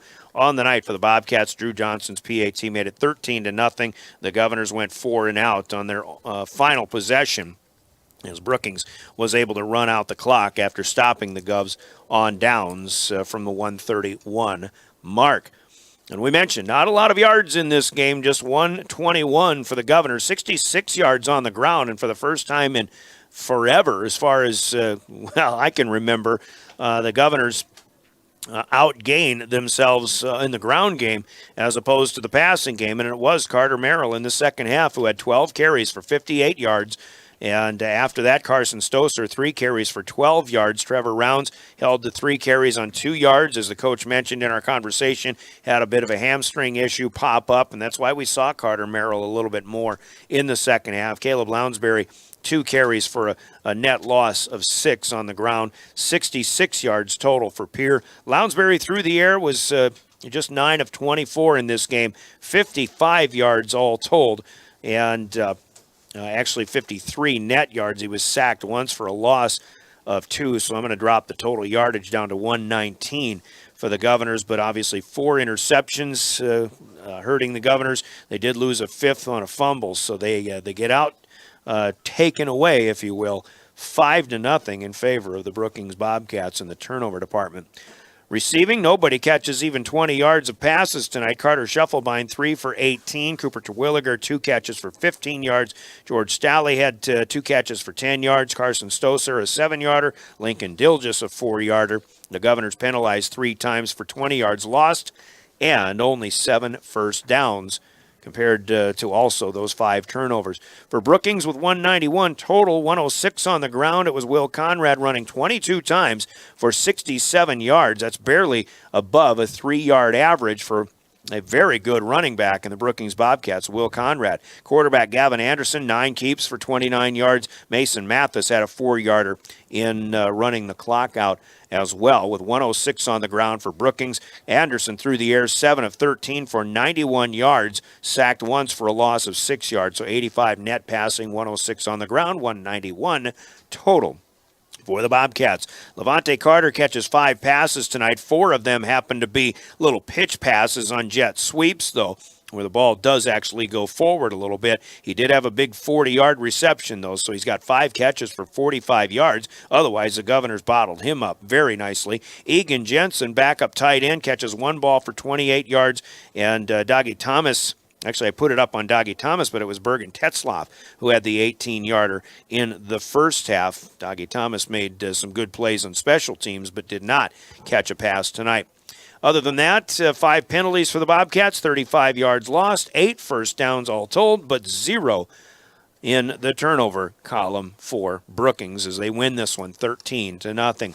Big plays we've touched on, and we've got to go with the 2 pick sixes, but there's a lot of big plays that both defensives made. The Governors were making big plays, standing up Brookings in stuffing the run game, especially in the red zone in the first drive of the game, which could have been an early turning point in this game, but it was Jay Harris from 35 yards out, the pick 6 toward the end of the first half, and it was Gabriel Stern for the final nail in the coffin to return 142 yards for a score with 2:16 left in this one. The 2 touchdowns in this game are both defensive, and they are both big plays of the game that are brought to you by Hermanson Endodontics in Pierre. We'll hear from them, and we're going to hear from Cowboy Country Stores as well, and we'll be back with the naming of today's Governor Cowboy Country Store Player of the Game. This is Governor Football. Quality comes first at Hermanson Endodontics. Dr. Brian Hermanson serves Central South Dakota with specialty root canal treatment. Hermanson Endodontics strives to provide treatment that's not only comfortable, but also provides the best possible outcome. They do this by effective and timely communication with your dentist and preserving as much healthy tooth as possible using state-of-the-art 3-dimensional imaging and the dental operating microscope to guide diagnosis and treatment. Ask your dentist if a root canal specialist is right for you. Hermanson Endodontics in Pierre. Hermanson Endodontics with big plays of the game. If you're looking on the Brookings side, obviously Gavin Anderson runs a great show tonight. He managed this game very well from an offensive standpoint, and he made plays that he made 3 big plays through the air, 3 great pass completions, and Brookings just all around did enough offensively, obviously, and what they did offensively was really dominate the time of possession in this one. It was Brookings that was moving the chains and running the football effectively enough and picking up enough first downs through the air to really keep that clock moving. The Governors tonight had 5 possessions in the first half and 6 more in the second half, but some of these are quick possessions because of the interceptions that were taken away on early plays in a Governor drive. So not a lot of possessions tonight in this one, and Brookings' offense was effective in that regard. But defensively, you're looking at the guys who were making plays, and Will Conrad made plays both sides of the football, so we would certainly pat him on the back.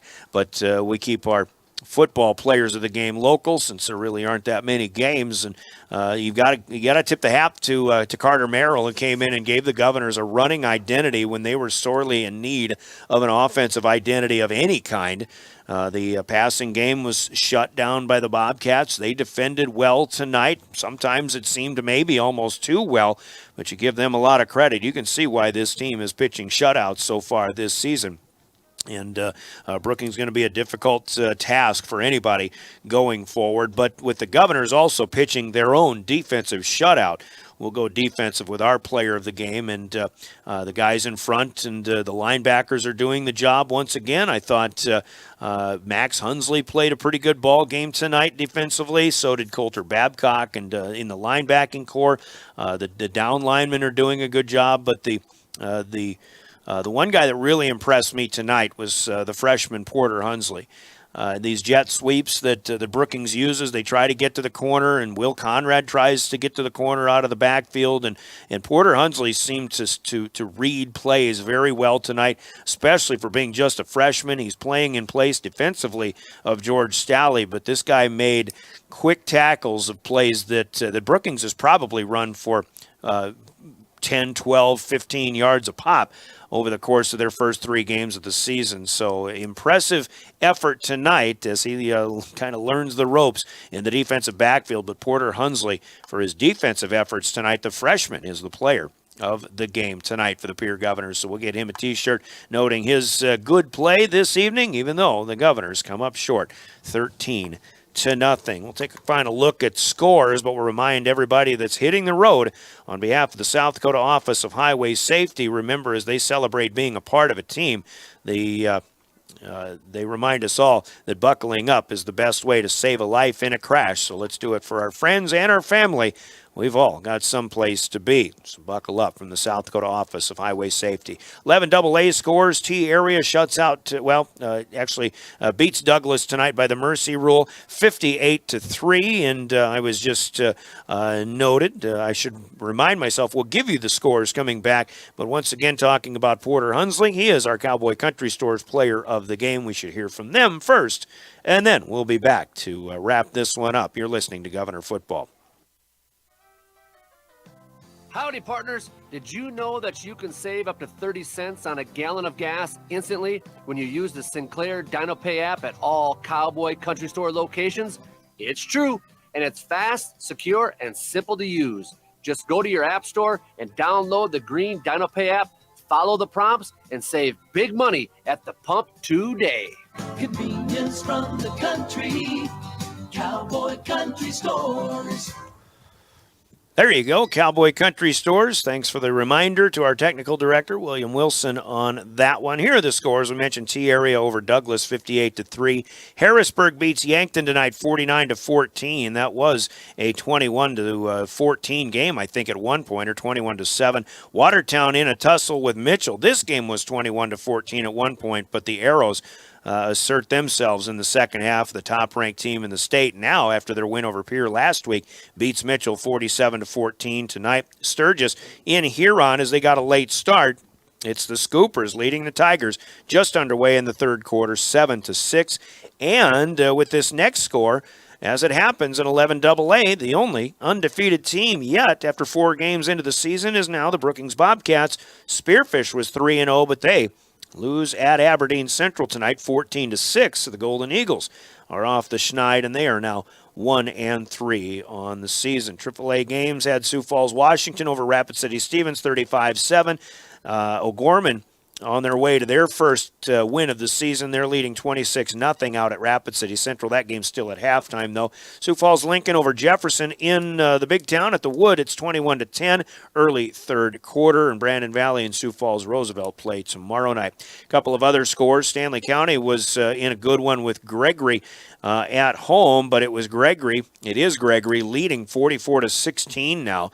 That game was 18-16 early, but Gregory with 26 unanswered. 10 minutes left in the fourth quarter. That game's still on.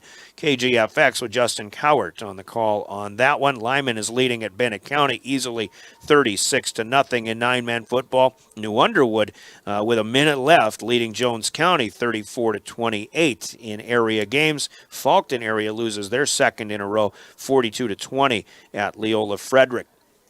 Meanwhile, Sully Buttes, Mercy ruling the Potter County Battlers 50-0. That one went late in the second half as it turned out anyway. And let's see if there's any other scores that we've got from the immediate central South Dakota listening area. Sunshine Bible gets a win 6-0 over Iroquois Lake Preston. That Phillip leading Kadoka area 38-6 out west, and a couple of 11-man games of note. Winter defeats Woonsocket Weston and Spring Sanborn Central 30-18 to stay undefeated. Rapid City Christian defeats Chamberlain on KPLO tonight 46-6. And Aberdeen Central tops Miller Highmore Herald 47-14. Here it was Brookings defeating the Governors in a shutout 13-0. Pierre is now 2-2. Brookings is 4-0. And the Bobcats next week have Sioux Falls Roosevelt down in Sioux Falls on Friday night. Then they've got T-Area here 2 weeks from tonight. The Governors are home for the next 2 weeks. It'll be Yankton for homecoming next week, and a rematch of the state championship game from a year ago. And I don't think it'll be a 63-0 win over Yankton like it was the last time the Governors hosted the Bucks on homecoming night. But that game is next Friday night, of course, a 6:25, 6:30 pregame.